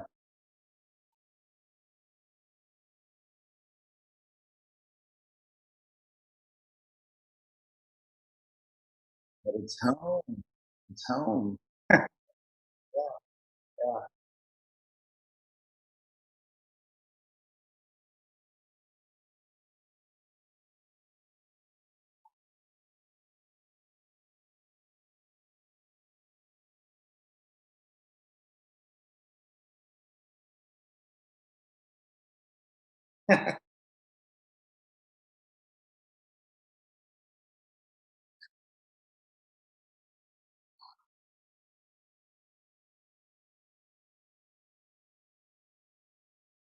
Was that the attitude that you had when you left?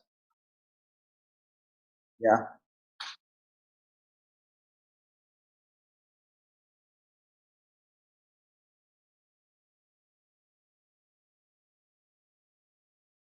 Right. Of course. Yeah.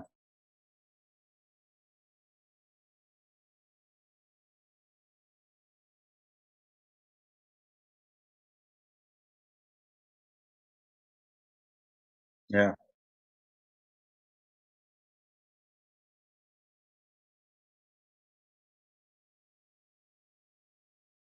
I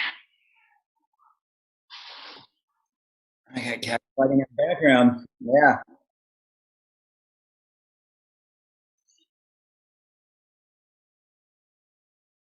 Luna, yeah.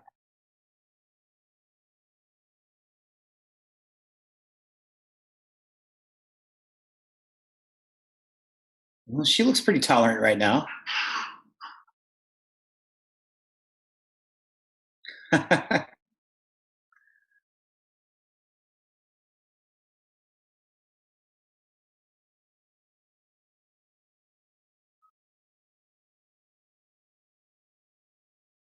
Nothing wrong with that.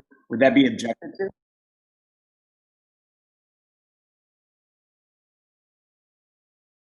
Right, right, right,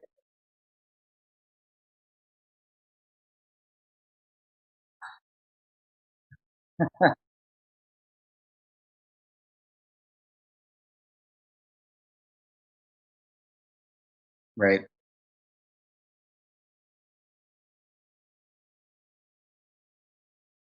Hmm. Yeah. Yeah, they're weird creatures, man. We have four, and they're all indoor. Um, and they've all got different personalities. And there's three of them that can hang out together, and one, which is the tortoise, she doesn't like anybody, and she just kind of sticks to herself. But they're entertaining creatures. They're gross. They're little terrorists. They're really fucking cute, though. It's like Um, right now she has her head in the bag that I have my beer in, and she's just sitting there, like her head's in it. She's not doing anything. Okay, now she took her head out, but it's so weird, man. Like yeah, they're weird. I try to think about like what her thoughts are, like what is going through her mind. That's what I do. Like, what are they putting together? What are their opinions on things? Like, do they have words for their thoughts? What language do they use? You know? It's not music for sure. Mm-mm. I don't No. know. Listen, Pete. I don't want to keep you any longer. I know it's getting late. Um, I really appreciate you doing this. Apparently, Yeah, we had brother, some. man. Good We talking had to you. what's that? Good talking to you. It's awesome. Yeah, apparently we had some audio issues for a while. Someone said my audio cut out. Hopefully my audio is not still out. Um, Oh God, they just had to listen to me it's gonna be talk. a one-sided conversation for for part of this. All right, man.